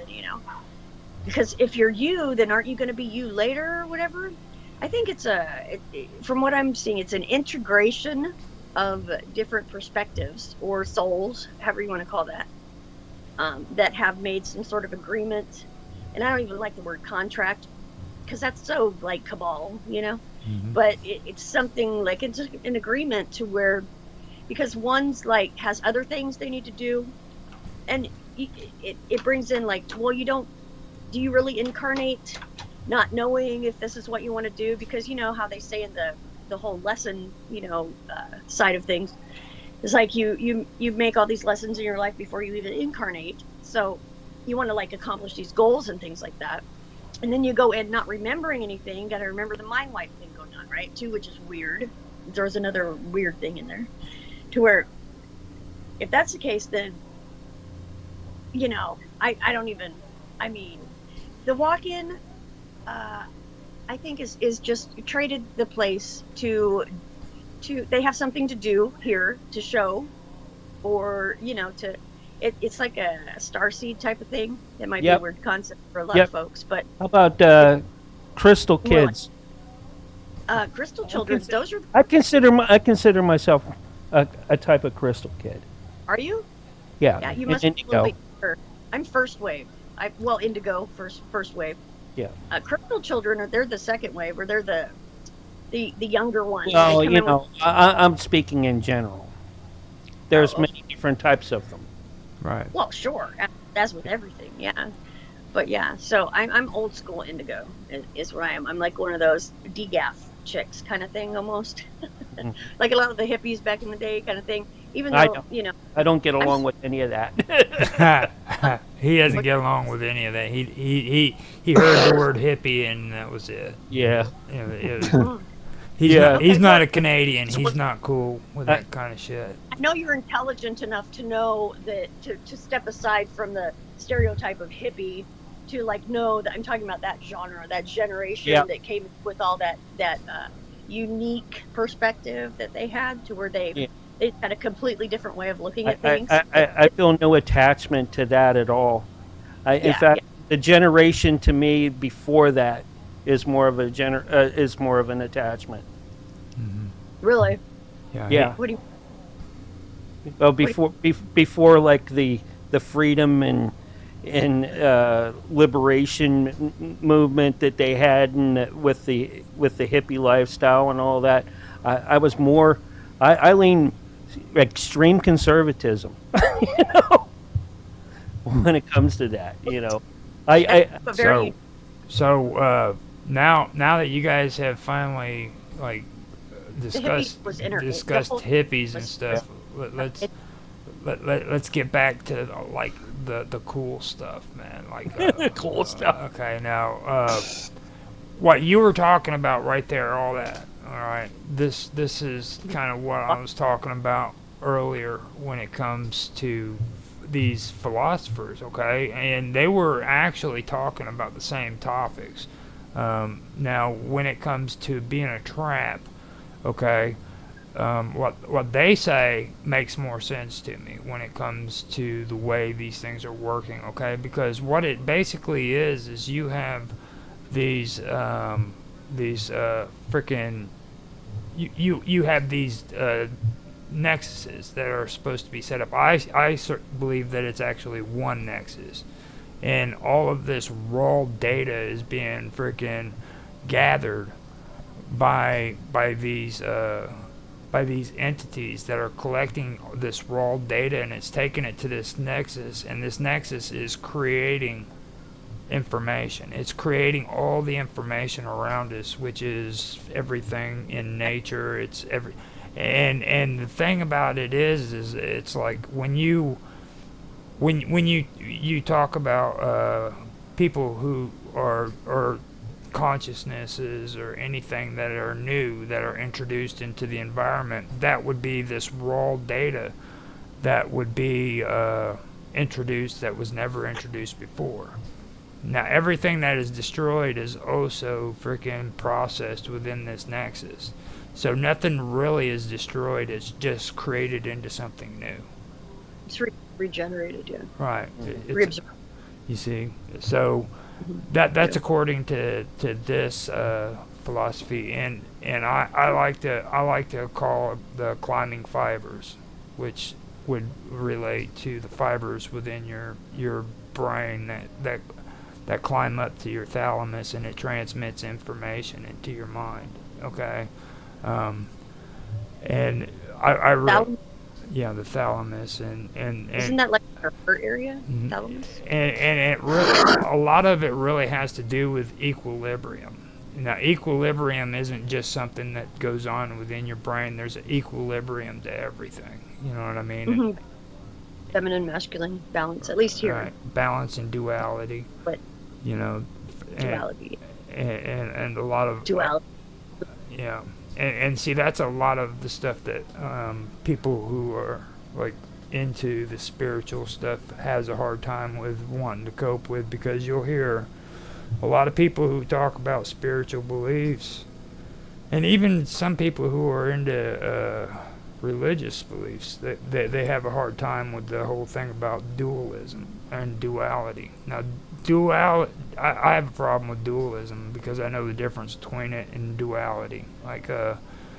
But duality has to do with a lot of things when it comes to responsibility. You know what I mean? When it comes to being able to do things in repetition and create positive habits and be a better person and stuff of that nature.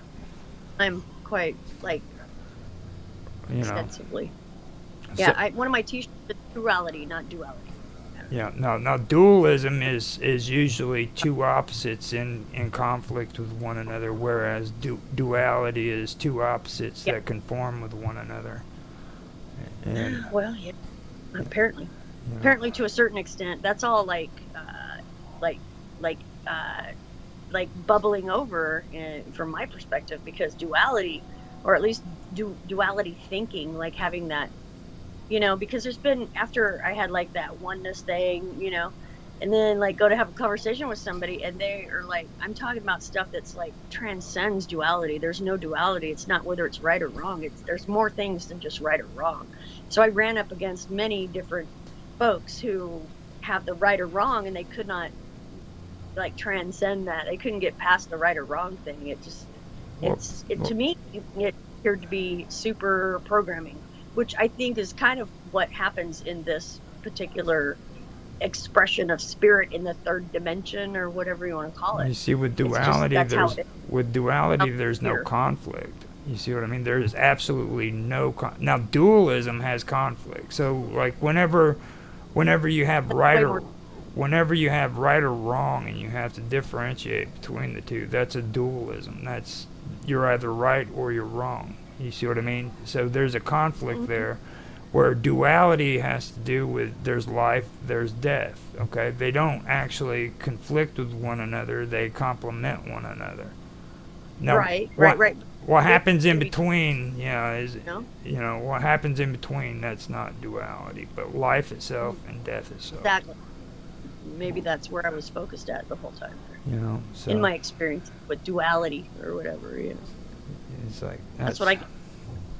Now with me, it's like that's what I believe. I believe like it's the raw material or the raw data that's being introduced into this nexus, and it's being created and manifested into the real world. You know what I mean? Yeah, it comes through the ethers, kind of like my t-shirts. Right. Yeah, or anything that's created, anything that's here has come through the ether, through like us. We built it. It has to be in the mental area first, spiritual first, because this is just a reflection of that, like a time-lagged reflection of the spiritual. you know. Well, mine And goes it- mine as goes above- even deeper than that, though, because like even the Oh, stuff really? of the mind is created in this nexus. Every thought, when you dream, the dreams that you have, they're created within the nexus as well. You see. Yeah, you got to take into account though the technology that's being used. I would say against people, you know, not to their benefit, that invades their dreams and things. So it's not like a natural process so much as people think it is, Right. because of the interference coming in. So. Right. And me and Mark, or me and the Marks. That's what I'm gonna start saying. The cool. Yeah. We have the Marks. The marks. That's right, dude. I'm right there with you on that. We were having a conversation about this that it had to do with transhumanism. Oh yeah. Okay, and like, does this really have to do with the soul or not? You know what I mean? Is it just raw data that's being transferred from this nexus that's doing this, or what's the deal with that in the soul? You know what I mean?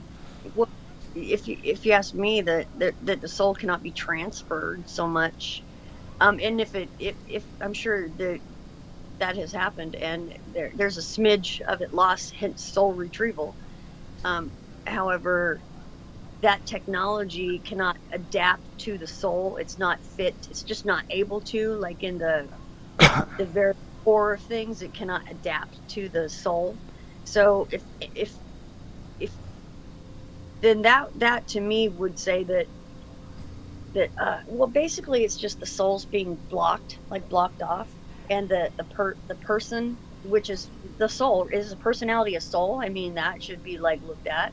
And I think to a certain extent, of course it is. I mean, what other than, because when I went like out on the astral, you know, I'm still like me. I don't lose myself, even though my body and my brain isn't with me so much.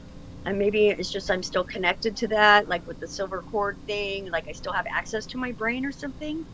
But I don't think so. I think your perspective isn't your brain. Your brain just is like the interface of your soul into this place, kind of thing, like, you know, like, and that's what's being hacked.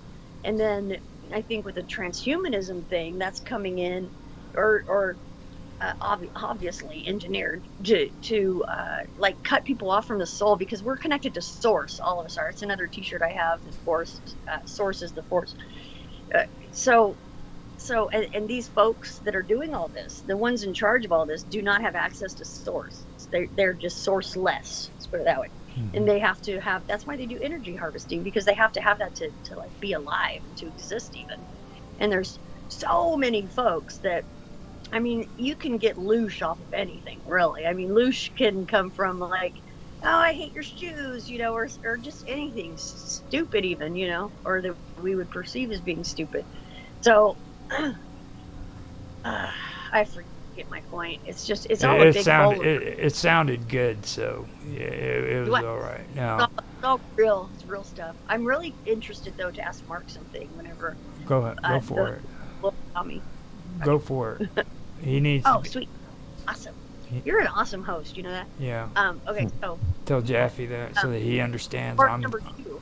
That is Mark number 1, but Mark number 2. I'm curious as to what is your take on walk-ins. I think that a walk-in happens when there's an alignment that's doing 2 different lessons at the same time, and there's an agreement to switch to go to the other side. Okay. And it happens with a flash. Oh, and a flash even.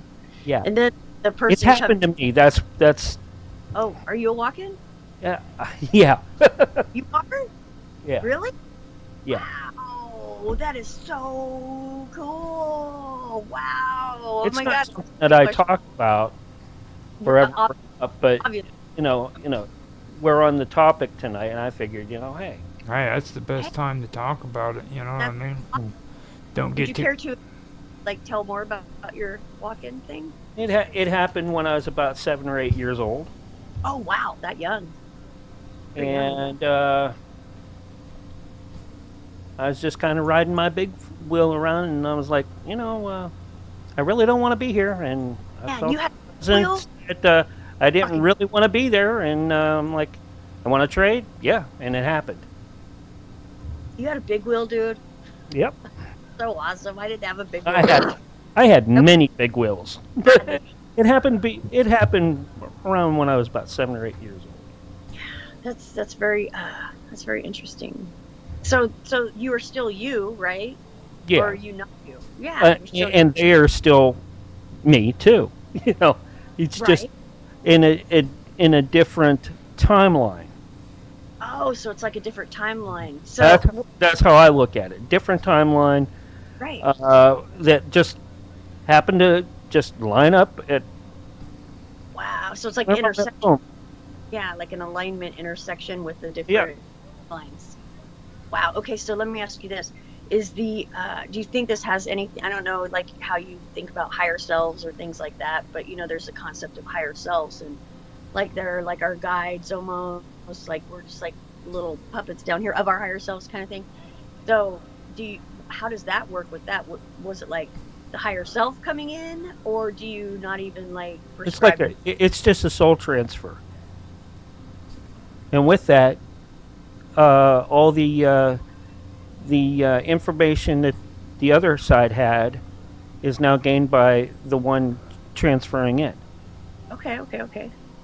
So where do you think the other part of you went, or where is It's in a different timeline. a different timeline? Do you have Yeah. access to it all? Like, can you check in? I feel there's times that when I'm out and about or doing things that I still connect to that from time to time, Fascinating. and that certain things also with that have made me think that I could have been in a fatal accident here, but on that other timeline it may have happened. Okay.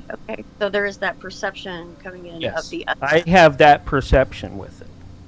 Wow. And- That's And with that, it's probably why I have had so many different type of different encounters throughout my life, from missing time okay. to cryptid encounters, I've had a couple Yeah. of cryptid encounters. chupacabra encounter in Panama. All right. Wow. Yeah. That's All right, and I'm not talking about the dog. I'm talking about the gargoyle.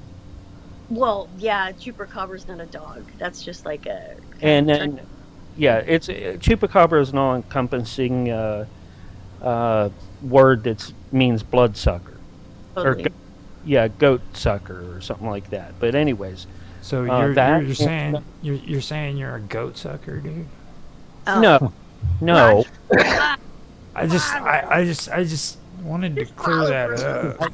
I had an encounter before Operation Just Cause, Okay. which was when we invaded Panama.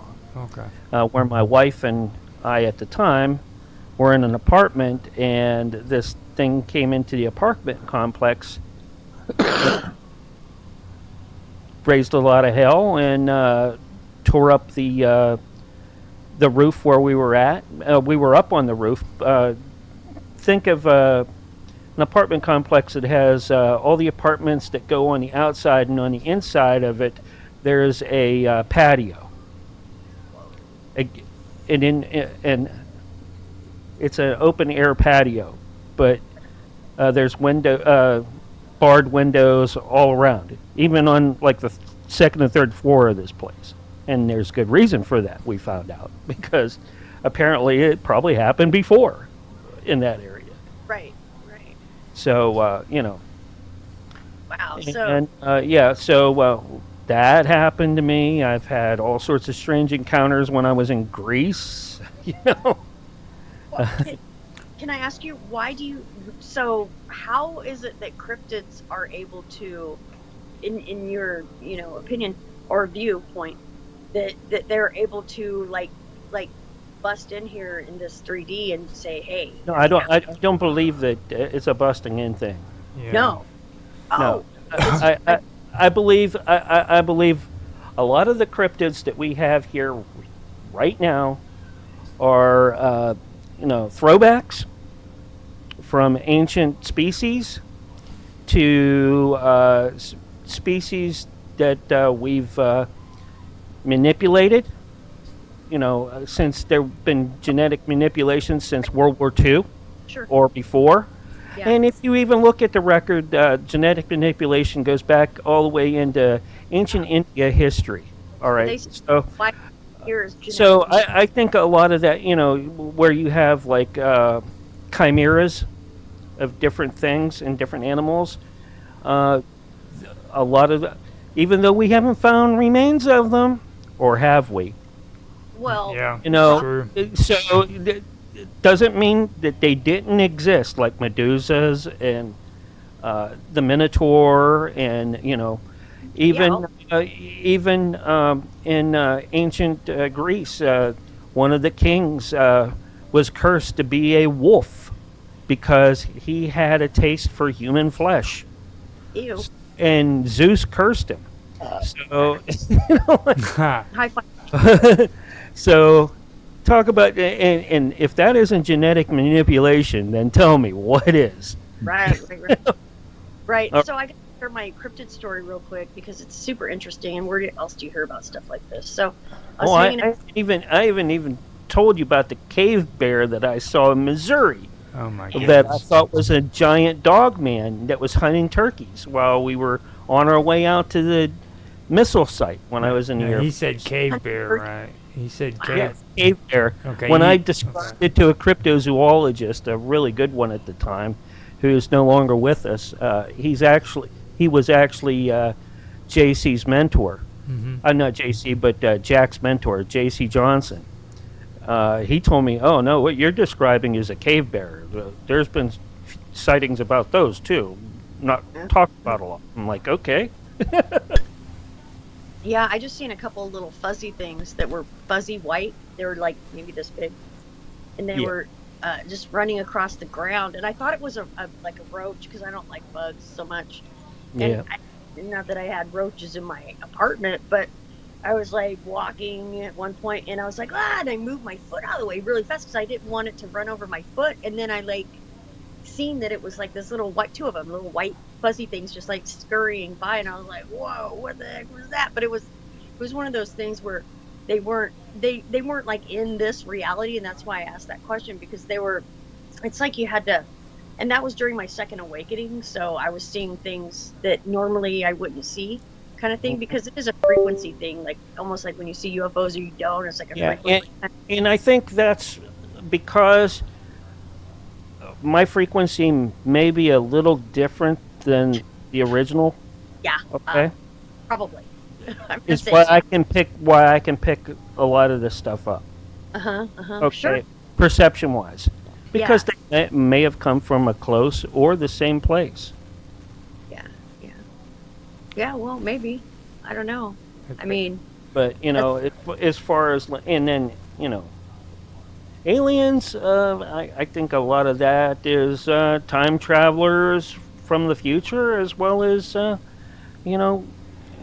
Well, see, what people claim too. a lot of but this, I- a lot of this dude, gets into this what is- I was this is- talking about this too, is though. this is one thing that really irritates people who are spiritual. Hmm. I don't believe in ghosts. Oh yeah, When you're gone. yeah. You either go up the ladder, down the ladder, or move laterally. You don't stay. Now, the contradiction with that, or not a contradiction, but to go along with that, each individual that's living has guides with them. They go with you from cradle to grave. They know every aspect about you. They know all your sounds, your mannerisms, everything. you think so? Oh, absolutely. That's just my belief. All right, and they can mimic if they have enough energy, or Yeah. because they are pure thought and pure energy, okay, they can appear any way that they want. But because they're pure thought and pure energy, they could still have all the manias that you and I have. So they can be schizophrenic. They they could have PTSD because they got really attached to the individual and can't let them go. Okay, that makes sense. Yeah. You could choose better friends, dude. Seriously. That makes sense. I mean, I'm serious, but you know, this is how I explain. yeah. You know, it's not grandma that's coming back to see me. All right, Yeah. it might be grandma's. You know, and that's probably why I don't get visits, because I understand how it works. Yeah. My understanding of how it works is different from what they want me to understand it. Maybe. Right. No, Right, that right.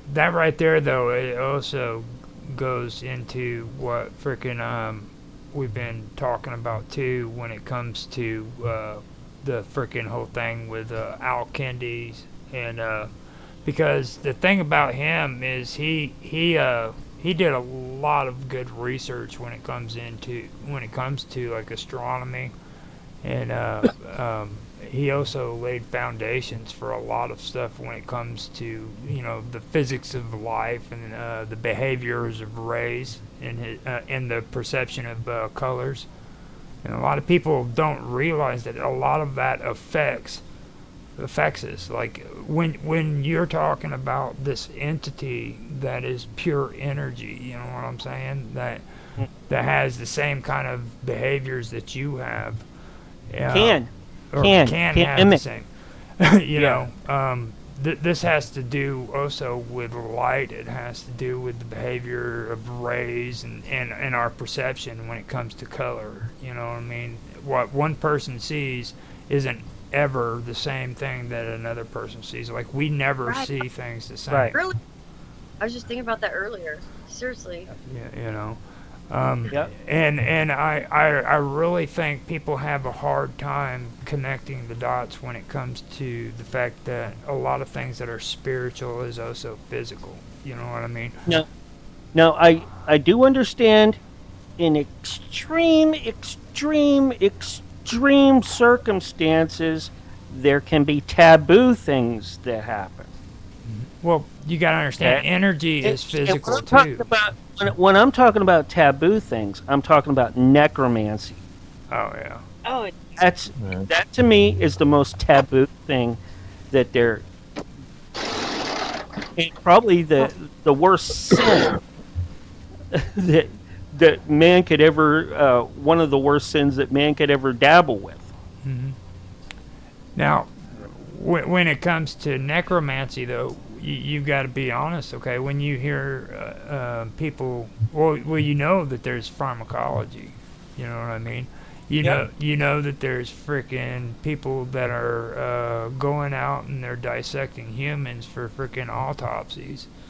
Yeah. Okay. But 2,000 years ago, that would have been. But I'm not talking about putting something in a bottle while using the shell for something else.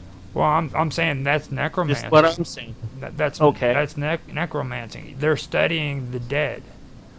You see what I mean? That is a form of necromancy, and everybody just accepts it like it's okay. And when it's not, Yeah. according to religions and theology, it's Right. it's sacrilege. They tell you never shake the hand of an undertaker too in the Bible. You know, back back in the days of freaking the Old Testament, it was not a good thing for any Jew to freaking touch a dead body. Right. Okay, they Certain people could do it, it was and they weren't. And those people were not allowed to touch other people. right. And these are the things that freaking a lot of people overlook. Like, you have to question exactly how much do you believe in the stuff that you believe in. Like when you say that you're a Christian, do you really understand the implications of what being a Christian is, or being a Jewish person is, or any of these religious beliefs? Do you really understand what those texts are telling you that is sacrilegious to your belief? Like, Right. we live in a world today where everybody thinks, well, this isn't the way it used to be. Well, that's not what your text says. It doesn't say that just because it's the year 2024, you can freaking act differently. That's not what it's saying. Right. No, it doesn't say that at all. You know. So, I mean, that's something that really sticks out to me, when it comes to that. Now, the stuff that I just mentioned, this stuff was written back during those same times. And if you listen to what it's saying, it freaking justifies a lot of the things that are freaking being thought of today.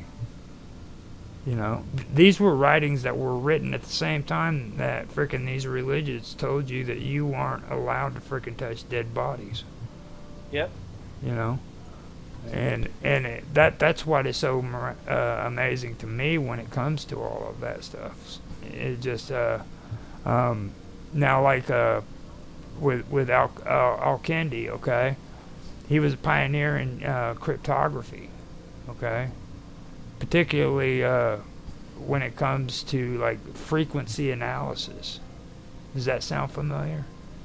Yeah, stuff that Nancy and we talk about a lot with her show. Okay. On the He was a pioneer in that shit. He was doing that stuff thousands of years ago, dude. Yep. Before Tesla.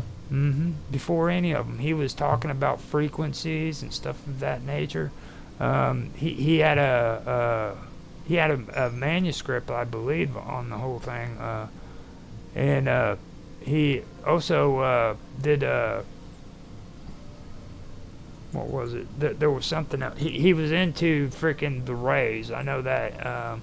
He applied Pythagorean principles to music, and he believed that it had a therapeutic effect on the human psyche. Okay, and that was the part that freaking I was wanting to get into whenever Sonia showed her guitar and everything, because that's something that a lot of people don't discuss either, about vibrations in the guitar and how it has a therapeutic effect on your psyche. And that's been going on for eons, Right. because you can even look at Vedic records, about how they even use like the crystals to make certain tones and frequencies, and healing with tuning forks and things like that. So I mean, this isn't new stuff. And Yeah, sound crazy. have you guys ever heard of this new?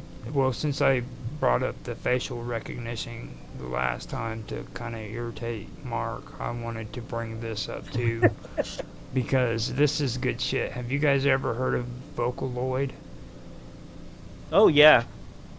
Okay, now Started out Miko Hatsune, and then Yamaha is the only one that really has the name. All right, Vocaloid. There are many different voice sets out there that are not made from Yamaha, but they cannot be labeled as Vocaloid. Okay, now since you are actually probably the only other person I know who can frickin' mention it, I can read this, or I can just let you kind of give a little bit of your take on it first. Go ahead and read it, and then I'll give you a little bit extra that I've got from it. I actually have a lot of Vocaloid music. Okay, now the thing is, though, is I want your raw opinion of it rather than me reading it out. So I would rather you say it, because then if you want me to, I can go over it, but I want your raw take on this, okay? Because this is very cool shit. Yeah, I think it's really interesting, and I think when it first started out, I thought it was like, that's going to be a way that, you know, if an artist, ever gets sick or loses their voice, they can actually still perform. All right. That's how I looked at it. I looked at it as a tool, and then I started collecting it probably about maybe 16 or 17 years ago, maybe a lot longer than that probably, because I really kind of liked the sound to it, and it started out with like one or two of them, and then it went up to like 250 different voice sets, and each one of them has a name, a personality, and they can actually throw them together and make like laser shows and holographic shows out of them. And they do those things at concerts for that, which is really neat. But I don't know. I mean, it still has the old voice sets are still, that Yamaha has are still have a kind of auto-tune sound to them. Some of them, and others don't. Now with voice sets and things like that, now you can with music generation and that, you can actually make a whole song without ever having a band or a group. You put in what you want it to do, and it'll generate it for you with the lyrics and a singer that you might know or not know, or you can tell it, well, I want it to have a combination of these voices. Can you combine them? And then because we don't want anybody to be copyrighting us and things like that.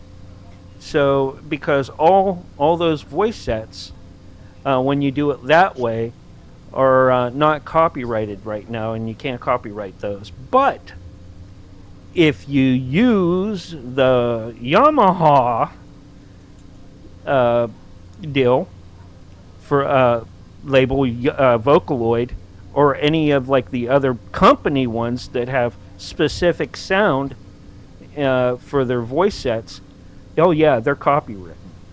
Well, patents are, yeah.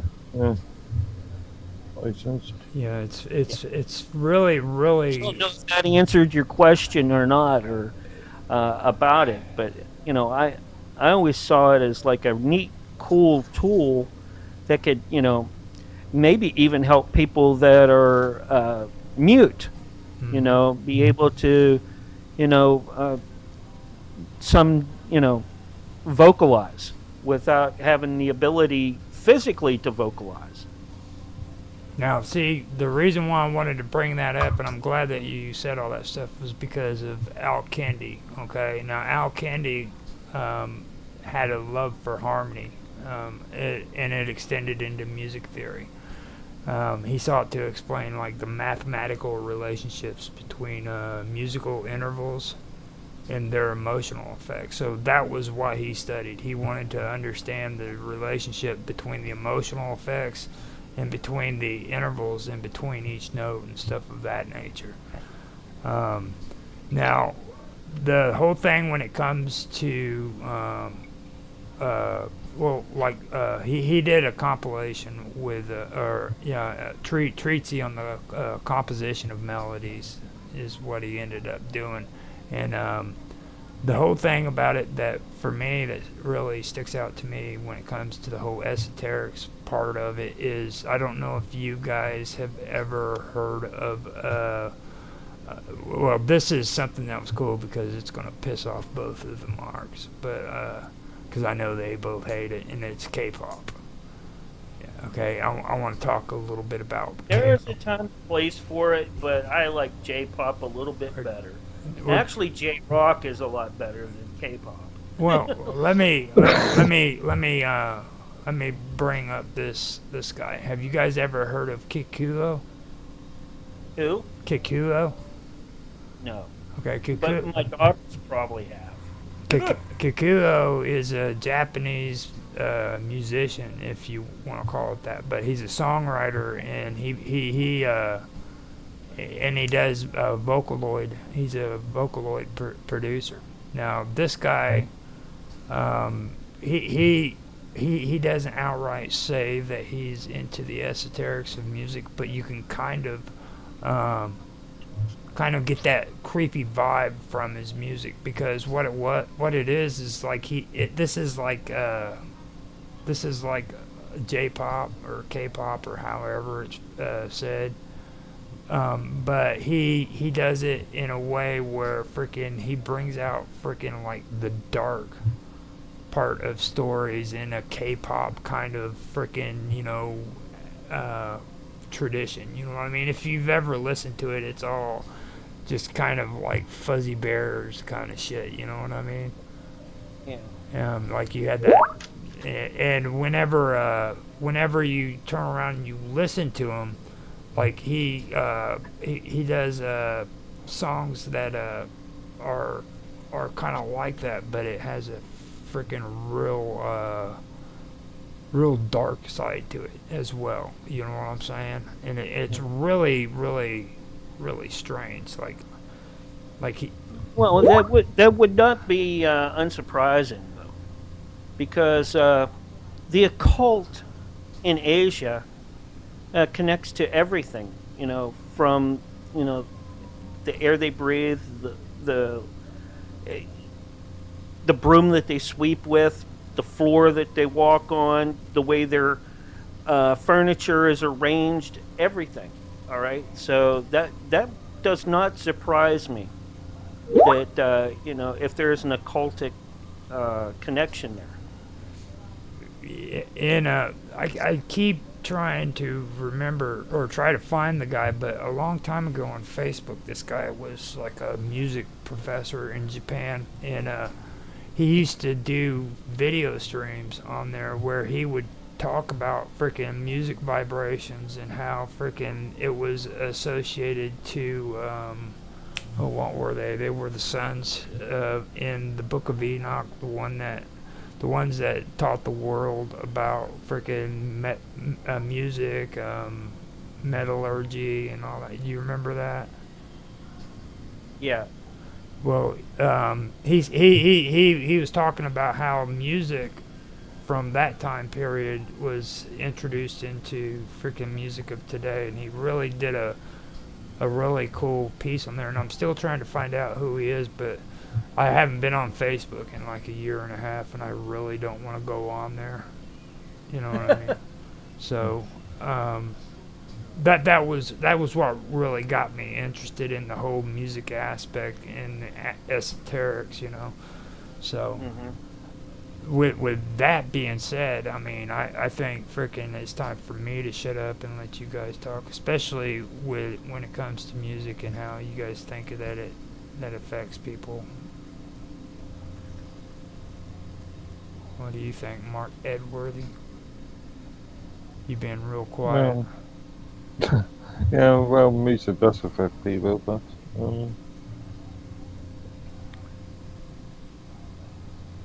No, What? he says it does affect people, but he does. That's about as far as he's gone with it. that's my thoughts for the moment. Now, do you think it could affect people on a large scale? What, mass hysteria? Well, we were talking about the hippies just a little while ago. If you want to go into that, then you have to bring up the miracle of Donovan. Okay, I guess. that's going to take you back to around Woodstock area, where Donovan, the guy that sang "Mellow Yellow," came out and did a concert, and there was a huge storm, and he told everybody if they put their hands together and said it's not going to rain, and it would stop raining. They did, and it stopped raining, and they had a concert. Coincidence, I would say. Right, but The people. I think they labeled that the phenomenon of Donovan. Okay, Oh, what's your sweet. Thank you, Mark, for contributing that. I had no idea about that, and that makes perfect sense because that's how it works. now That's a great example you of were like getting ready to say consciousness as an something. impact on like reality. You were getting ready to say something before you, and you kind of. Yeah, I was. It had to do with bells, and all the bells were destroyed. Like they were apparently, and this is not that like any history we get handed is even real. I mean, who knows for sure? I wasn't there that I can recall. Sometimes I can. I'm sure people can. But my point is that they destroyed all of the bells and in churches and just gigantic. We're talking about the gigantic bells, like the ones that are like gongs. They're like huge bells. And the sound that came from those bells, because they would ring like throughout at the same particular time. Apparently, this is what I'm getting. That it would like, and these sounds, they would go through and they would heal anything that needed to be healed within everyone that heard the sound. It was just, you didn't even have to know about any. It's not even like knowing about anything. It's just that sound healed like anything that was like fucked up in a person. It like aligned your energy, and it was beautiful. And this goes into the Tartaria thing, which is kind of controversial or whatever, but all these bells apparently were destroyed. Like they destroyed all of the bells, and they being the folks that had all the money, the power, the resources in order to travel places to destroy bells or to do, recreate the scenario in the place, like the ones who, like shot down some of the buildings, with like a fucking aerial laser or whatever Maui you want to call it, you know what I mean? That kind of thing. To where it's like, well, so basically it's just any little thing that could happen to prevent humanity from ascending, because that's the whole point. Because then there will be no food resource going on if humanity is. It's not only will there not be any food resource going on, but annihilation is another thing that they're looking at. Actually, that's actually happening right now. Just saying. And so there's that. Now, when you mentioned that actually got me, stimulated me. I liked hearing that. So. Good. It should, Roger. It should. Now you said bells, okay? Now, bells. Just so I can kind of put out some insignificant facts here that people consider just small facts that mean nothing. I'm gonna point it out because that's what I'm cool about. Okay. Every fact is significant. Okay. Come on. Now bells were often baptized, and once baptized, they were believed to by many within the Christian Christian beliefs that who were Christians. It was believed that it possessed the power to ward off evil spirits. Okay. Right, or heal. Same concept. Because the only reason we have ailments is because of evil fucking shit trying to come in. Mm-hmm. Now, also to add to that too is in China, wooden wind chimes were thought to attract good fortune while repelling evil spirits. Yeah. Same concept. So you have that connection between the wooden wind chimes and the bells, and this is from, they're both sound. So what I'm saying is if you're going to go there, then I'm sure that there's a frequency for dream weavers too when wind blows and air goes through them. Mm-hmm. Now, sure, absolutely, I wouldn't agree. A lot of people look at dream catchers and they think freaking, oh, that's just a dream catcher, but they don't understand either that is also a mandala. Okay, if you look at the way mandalas are constructed, that's how mandalas are constructed. I actually had to do one on Blender for my buddy Mr. Robot, and to this day, freaking, well, not here recently, but Bob Dub kept forgetting the fact that this is supposed to be a mandala, and she kept calling it a dream catcher, and I was like, no, it's freaking mandala, because people see these mandalas on the internet where it's freaking these images of cool, you know, freaking illustrations, I guess you could say, with music. You'll see it all the time on videos, but that's not a mandala. You know what I mean? Not necessarily, no. It might be like an offshoot or a retarded cousin or something like that, but it's not like a mandala. It's not like a real mandala. No, it's graphic effects is what it is. You know what I'm saying? It's the result of this computer graphics effects that are being introduced to you visually, where you're actually seeing it being done, and that comes back to another. You know, that comes back to another thing about technology and the esoteric and the freaking spiritual aspects of things. People don't connect that. You know, they just see a cool mandala image with music. You know what I mean? Usually, it's an audio visualization that people use it for. But yeah, that's another way. Among a myriad of ways that people can be coerced or manipulated is through just visual imagery, especially mandala type stuff or whatever. And besides just that, just people being manipulated, it's almost like a perversion of the actual mandala, like itself. You know what I mean? Mm-hmm. Like that concept in of itself is being like perverted into, like, I don't know, porn or something like that. It's like porn for whatever. Porn for people Buddhists. who are like, I'm just fucking with you, Roger. There. No, I mean it is. It's porn for Buddhists. Like the one thing I have a real bad issue with is when these people freaking bring up samsara. Like freaking, it's just so real and everything. And for me personally, I feel that samsara is just a justification for people who want to be lazy and live the lazy life. And well, it could be for some, but samsara is nevertheless, even though maybe bastardized samsara, it's still samsara. It's still that concept that they're referring to. Well, you know. Also, you also got to take a look at like in Christian religion, you have denominations, just like that. Buddhism has denominations as well. So any religion.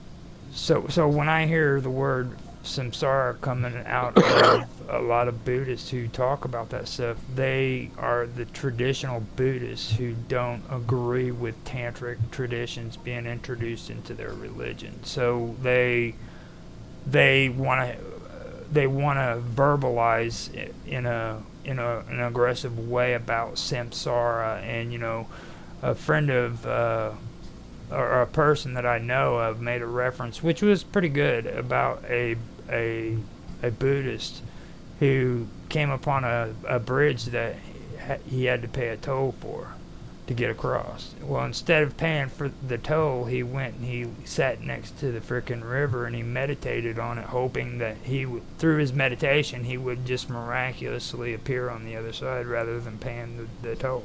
Right. It's translocation, is what that's called. Right. That's a natural human thing. Mm-hmm. Now, samsara would be overcomplicating the fact that instead of going and paying the toll and crossing the bridge and being done with it, he'd rather sit at the edge of the stream and meditate over and over again, hoping that he would be transformed or transported to the other side of the river. You see what I mean? And so, I mean, that was a good analogy of it, but I still don't. Did he go across? Was he able to, like, move there? Well, I'm just saying, like, I don't know the outcome if he was actually able to. I know that the whole plot behind it was just get up and pay the toll rather than sitting there and meditating about making across the river. Well, what keeps coming to my mind is, like, who has say of the land? Where does that come from? You know, and if you look at that, from that perspective, it's like, well, no one has say in the land because this is our land. Everyone, each individually, equally. So you can stick your toe up your ass kind of thing. You know what I mean? Just sit around and meditate. I mean, I get it. You pay the road and there's a road to get through and stuff like that. I mean, I get it. Like, you should be compensated for that. That makes sense. And that's where friendliness comes into, or barter, or whatever you want to call it, to where you're just like, hey, you did this. Here you go, because I appreciate you for doing this thing, for figuring this out for everybody.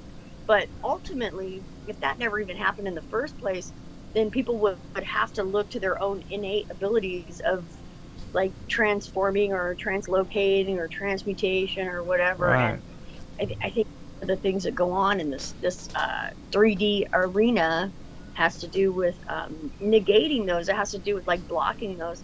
Just like cell phones, we're telepathic. Everyone's telepathic. That's just how we are born that way. Is how it works. Yeah, it's been like compounded with fluoride and like shit in the air. That's a total other story, by the way. But there's a lot of things coming at us that block this innate ability to be telepathic. And one of them is, well, if you give them cell phones, then they're not going to.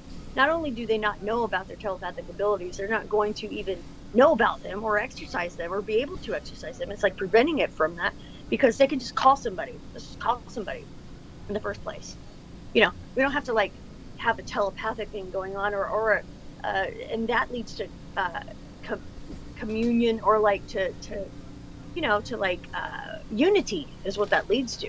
Mm-hmm. If telephones never came about, Roger, okay, if they never came about, we would be still relying on our, like, innate ability to, like, find where we're supposed to go or who we're supposed to talk to through that innate ability. And that would, like, even grow more and more and more and more, because we would be using it. If you don't use something, it's not gonna grow. Mm-hmm. Right? So with telephones coming along, people shut that off. It was like they were able to shut that off, that part of them that they didn't even, like, consciously really even know about so much. I mean, maybe so, so they shut that off, and then they're having to, like, they have this technology where they can just, like, hey, how's it going? Call somebody, even though it's still coming through so strong. And you all know this, Mark, number 2, and Roger, is that, like, when you're fucking hanging out, and you're like, man, I'm thinking about this friend, yeah, and we're gonna have a great time this weekend or next weekend or whatever. You're just thinking about it, and all of a sudden they call. You know why they fucking call? That's the whole innate telepathy coming through, because that shit. That's how it goes. That shit. You know what I mean, Mark? You know what I'm saying? This is, like, undeniable. Now, for me, undeniable. That has to do also with synchronicity, and a lot of people have issues discussing. There's no such thing. There's no such thing as freaking coincidence. You know what I mean? Like, there's not. And shit happens for a reason. All of it. So whether it's sucky or whether we actually have team life, bro. I know. I seen that. Team life, bro. Team life.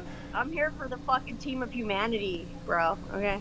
Man, that's why you gotta hop in the fucking band, Roger. What the fuck? She's on fire. She is on fire.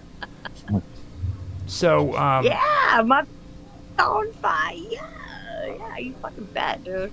What other way is there to be? Right. How can you not even be that way? No. See, the thing about me is with samsara is, like, where I'm talking about is I've learned to discern things, and from what I've learned about people who always brings samsara up, it's usually those people who are real strict on discipline and duty and freaking responsibility, sure, and things of that nature, and they always want to throw that word samsara out to justify the reasoning for thinking like that. Like, we have a responsibility as a human being. Unless you're like the way that is, yeah, I get it. And I have an issue with believing that, because that takes away from the people who freaking do believe in meditation and do believe in transmutation and all that stuff, It's not the fact that I actually believe in any of it, or if I don't believe in any of it, but I do see that it's not right to freaking criticize this group so that it makes you look better. You know? Right, exactly. So. That's how the manipulation of one small part of the way humanity has been manipulated over the eons is through that type of thing right there. That's just one little part of it. There's many other avenues you could go down. Like, for example, now we have TV commercials that will really just shut off somebody's way of looking at things or their perception of things in one way or another. And it's dire too, because it has to do with, a lot of times it has to do with their health, like their ability to be healthy and to even feel good. Because I'm sure when you don't feel good, nothing else matters. There's nothing else that matters except for feeling better. So, they take advantage of that sort of thing, which is actually it's very sinister to me, because, the whole thing is like turned around in the first place. That's not even why it even happens in the first place. But there was one other thing I wanted to say, and call exactly what it is at this point in time. But I'm sure I will at some point in time. This right here, what you were just talking about, is what I just read out about Al-Kindi, and he had a groundkeeping or groundbreaking freaking work that he'd done in frequency analysis. You know what I mean? And this was well over freaking 2,000-3,000 years ago, almost 3,000 years. You might be prophetic in what you're saying as far as groundkeeping goes, because there are things such as gatekeepers who place themselves prominently in a profession or a science, to where they ultimate knowing of that particular science or area of knowledge, to where after they present themselves in that manner, no one else really questions it after that, because they have presented themselves.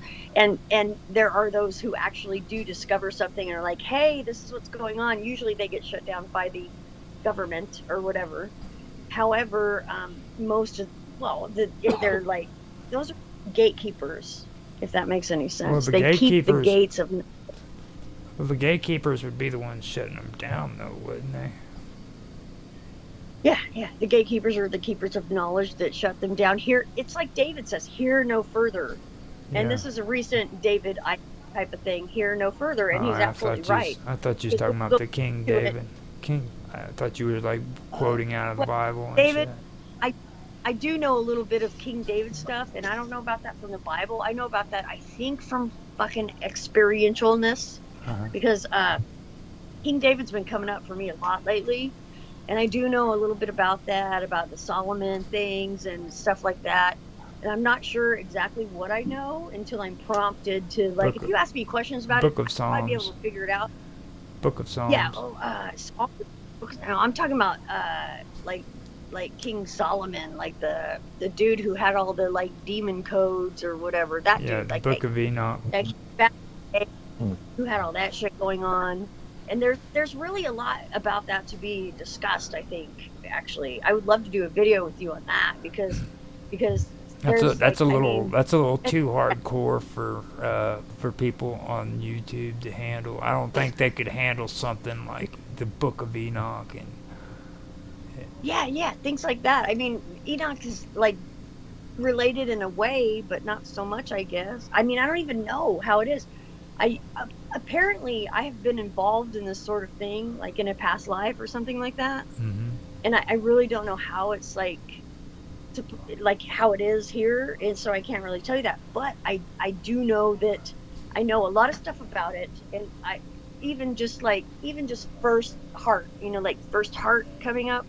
I know a lot of stuff about it, and I didn't even know I knew that. But the more people ask me about that, and the more I like interact with people who talk about stuff like that, I'm like, oh shit, yeah, I know about this shit, dude. I mean, I can like go in and like relate this shit to folks, that would be phenomenal. I mean, how phenomenal would that shit be? For real, like that would be good. And I'm glad you're actually thinking that way, because like me and Jaffe and even Mark's told you, freaking, you need to get more into this stuff and start doing it, because you got a lot of good information that people need to hear. That's why I wanted you on here, because like you're blowing it out of the water right now. Ask frickin' this Mark number 2. What do you think, Mark? Which Mark? The other Mark. I would say I'd say Mark Edworthy if I was talking to you. I know your last name, but the other. Mark Well- Edwards is number one. Yeah. He'll always be first in my heart. Mhm. I mean, there's no way that would ever change. But what do you No think? way. I mean, I really don't know. I just want to go with it because I feel when it's all said and done, it's done and over with anyways for me. yeah. Yeah, That way. yeah, I do. Because I've been told, that I'm an old soul. So I'm like, you're gonna have a choice when you get to the end. I'm like, okay, I choose oblivion. Oh, really? Why? I choose oblivion. I'm done with it. I'm just done with it. Well, I don't want to go Really? back You're ever again. asking I don't us- want. I don't want Why'd you want- anything. I don't want any attachments. I don't want any part of my body or any of that to be to contaminate anything But- else. Yeah. My soul, same thing. Fragments of my soul. I don't want any of that. I want it obliterated into oblivion. Oh. That's You're where the main walk. Why would you walk in with that? What did you? I was going to ask you earlier. One of my questions was why. I've why been did through you a walk lot in? of different past lives, Sure. and all end very bad for Right. the worlds that I've been in. Extremely bad, Right. And I don't want to go through it again. Mm. well, And look at if you that's now. if that's the lesson, So much different. then my container, without the container, Right. I'm still stuck in a loop. I have to break the loop, and to break the loop, I want oblivion. Now, You don't let break me the let me ask you something here. You guys would know this. Hold on. What is the name of that religion that believes in allowing the birds to eat the flesh off of the body and burning it, and they can't? You can't burn it. There's certain sects of Buddhism that allow that. Yeah, And it comes from and Hinduism too. yeah. But I take an approach to that. Buka because- or something. They also believe that destruction, creation, and then you have your elements. I want to go to destruction complete. I'm gonna That doesn't Google. make any sense to me. Because I feel that that's where everything always ends up leading anyways. So just jump Well, to the end. Very pessimistic out, fucking like viewpoint. I mean, just come on. Yeah, really, it's a very fatalistic look at life. It is. Yeah. It's a fatalistic kind of look at life. It's a fatalistic look at spirit, but it's also, an end to a means. All right, and breaks the cycle. Wow. Well, if you mean to do that, I guess it would be an end, and there would be a cycle kind of broken. But I think it would be your own, not the collective. Yeah, I don't. The collective will heal over time, Prosper on but not my problem. Once The Bond. my problem. It was the Bond. The Bond actually were the ones who believe in that. Like not my. yeah, because That's you love your wife. no, I'm divorced 3 times, so I have children. All right, 500. He has 500 7 kids. 7 kids. Okay. He has a football team. You're single. Yes. Is that what it is? No, You he's single then, Mark? I'm single. Yeah, yeah, I'm he's single right now. He has like 500 kids or a football team. No, Or 7. 7. A Like, loss of love going on somewhere or another. Because who would want oblivion? You Why realize- would you want that for humanity?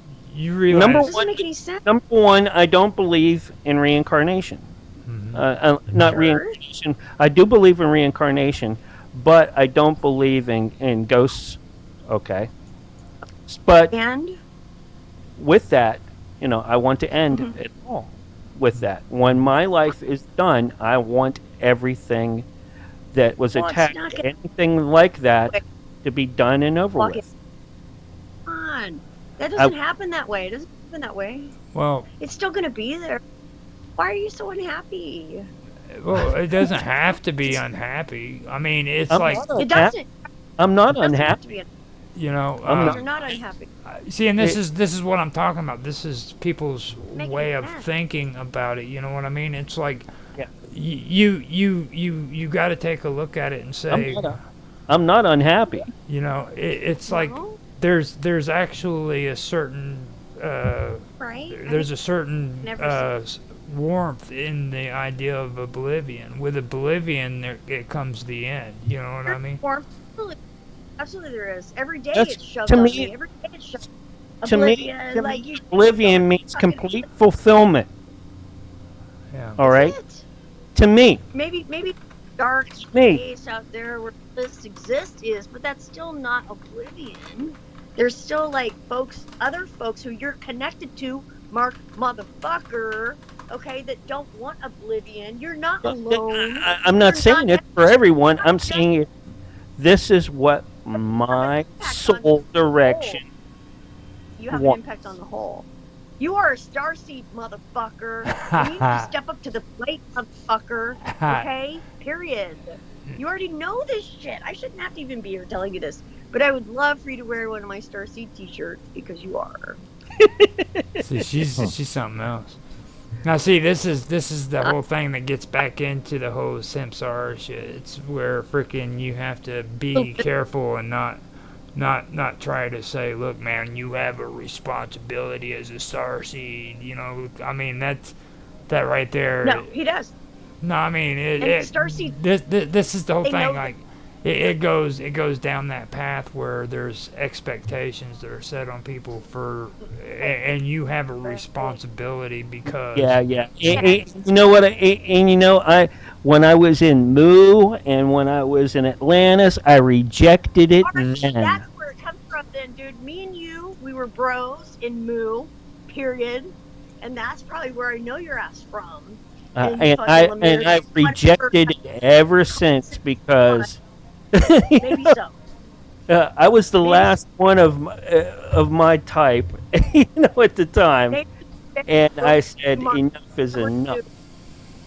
Maybe you have been through enough experiences in your existence, time, whatever you want to call it, from then till now. If you even want to see the linear part of existence, I don't want to see which it. is That's which not I know you don't want to. me. Have you not experienced things from then? Have you not experienced things that allow you to let go of that like? No, whatever happens with that irritates me more and makes me want to, push it along even quicker. Really? Not Really? not What not happened? not my time on as I am here, because I know if I do that, that would be very You're walking bad, sometime. and I'd end up Walking. back here again because I know that I have to sit and wait. Mhm. I have to wait my turn. See, that's No, why you I don't. like You don't have to Do Fugazi. that. I like I'm going That's probably to the do that. problem. Sitting and waiting. Even What if are you I, sitting and even waiting if I have to put my hands under my ass when I sit, Mhm. I See, know I have to. Have you guys ever heard of a band called Fugazi? Oh yeah. Now, Ian Fugazi, McKay. yeah, he came out. They came out Ian with a song, McKay. the waiting room. Okay, if you get a chance to listen to the waiting room, and it explains a little bit of what you're talking about waiting. Okay. Because they can't get out. Mhm. You want to kill. You know. Two, and this goes for everybody. But mark number 2, I want to say that I love you, and I honor all of the reasons and the things and that you feel and think and in any like dilemmas. Things are hard. Things are hard, especially in this place. Things are very, very hard. I am just so When I glad tell you, that I don't have the abilities, or I'm allowed to use the abilities that I had, because I was a reaper oh, interesting. Now, Ripper of of life, period. like the Grim Reaper kind of Reaper. Societies, Ripper from destruction. personal perspective. They would send me or one of the other 4 from this group to do these things. And I'm done with it. Okay. And it usually Do you was still do that? probably on another level when I'm sleeping. They still rope me into doing things. So, well, you can I'm pretty stop sure that. that when it comes to when it comes to those, you know, and it's all and politics. I'm done with that too. And I'm not talking about this world's politics. I'm talking spiritual politics. There's no politics and spiritualness. Oh There's yes, there politics and is. spiritual- The group I have dealt with, there, you could call it politics. You could call it whatever. But they will trick you into doing things that you don't want to do. If you're involved with politics and spiritual anything, then that right there tells you you're not actually involved with spirits that are like that's not even a good thing because there's no hierarchy. I know. I know I have a lot of Draco reptilian through me. Oh, that's what it is. Well, that explains everything right there. All right, there you go. So, Welcome, my lizard. You fucking I love lizard. you too. so I'll just I say- welcome. I do welcome Oblivion. You fucking lizard. I know. Okay. Sorry, bro. I even said the Nothing F happened, word, bro. and nobody even said nothing, dude. Yeah. Like they just like, come on, Yo, dude, right, right. seriously. Like, how many Right, people right. cuss at me and say, Roger, you need to stop saying the F word. It makes you sound bad. This is a conversation between like fucking us and stuff. So. That's right. You I guys. didn't even hear. Notice how clean I can keep it though too Yeah. while I'm going along. Yeah, you did good. Now, Absolutely, no. you you're doing a guys, very, very, very. you guys have achieved So that was freaking. walking was it a reptile type thing? You or- guys have achieved 2 No, hours no, and 50. no. Hold on here. Hold on. The walk-in. Okay. I love you, Roger. The genetics were already in the container. Okay, yeah, they're in place. Okay, that makes sense. Okay. I get it. Not the other, and the transference isn't part of that. Okay, though it can pick up and connect with it. I'm confused now. Yeah, it can get really detailed. That's why I don't get into it. Now, What? we No, I mean, are I at. Hold up. We are at 2 hours and 52 minutes now. Before we hit 3 hours, so we do need to come back later, like you said, and discuss the Book of Enoch, because there's some good stuff that we've been actually doing with Nancy on her channel, and I would love. Yeah, I would love to frickin' come and do. And some of those folks in the Book of Enoch, I'm sure that genetically, somewhere down the line, I was connected to them. Right. Well, maybe Yeah, so. I don't Maybe have the every- height. I don't have the height, but the awareness and things like that. You know, You know what? size. My whole thing for you is like love. Period. Oh my goodness. Oh my goodness. Okay, it's going to take you a while to get used to Mark. I would call him Mark W, but Yeah, that's fine. Mark number 2 Mark number for 2. me. But you need to get like For you. he you know, that freaking touchy shit just doesn't work with Mark, dude. No, it doesn't. I'm the, well, I'm the guy. I'm the guy that says, "Fine, let's push the button and see how the reset works." Yeah, Mark is me interesting. too. But I I am. love. Yeah, And it's not about love. It's just to see where it will go after that. so Yeah, well, 'Cause that's is uh, love, Mark. That's why I send you love. that Fucking you know. Mark okay, with so you and so shit. so before we go, I want you guys to freaking go around and tell everybody how they can get in touch with you because My weird friend. we'll start out with Mark W first, and then we'll go. Oh, look out, cats, dogs, and kids! You can get a hold of Look me by out. looking up Look out. Dragus There's a cat. Productions at gmail.com or anywhere you can find Dragus Productions, where you can find all my hosts as well Greg as is all the stuff that I take and produce. And sometimes I even do AI art, which is, Mark these things. He loves AI stuff. Yeah. You yeah, love him, love it. because I'm Love going to it. post the shit out of it on mine. So you have to go through and be like, "Oh, Mark, Mark, you can't be posting that kind of stuff without putting on there that it's not safe for work." Yeah, I don't know. You read the terms of service. Okay, so now, Sonia, Ah. let everybody know how they can get in touch with you. galacticfire.com. Electricfire.com. And it's T-E, not T-I-C. Yeah, it's because it's tech. It's a little bit different tech. It's very soft tech technology to just make you look at a different perspective. It's perspective technology is what it is, I would say. Okay. Absolutely. Okay, now Mark Edworthy, give everybody your socials. Not, nice and simple. Give her- Minds.com, Edworthy. There you go. Simple. Minds.com.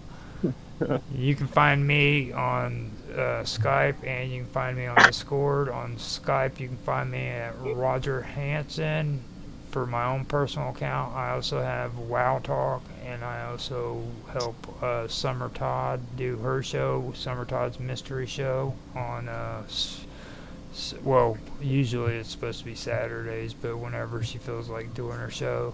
You can catch me also on the Wonderful World of Weirdness, which is where this is being streamed to, as well as every other place. I have an account on X with that goes by Rog LOL 1973 and at ROGLOL 1973 if you want to see me there.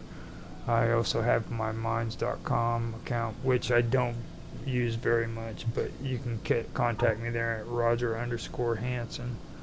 So that's about all I want to say. Cause And before we go, since my hosts aren't here, flat or hollow? I'm a hollow, dude. I mean, I don't believe. I agree. I Never flat. I don't. I don't even like women that way. Anyways, let's wrap it up.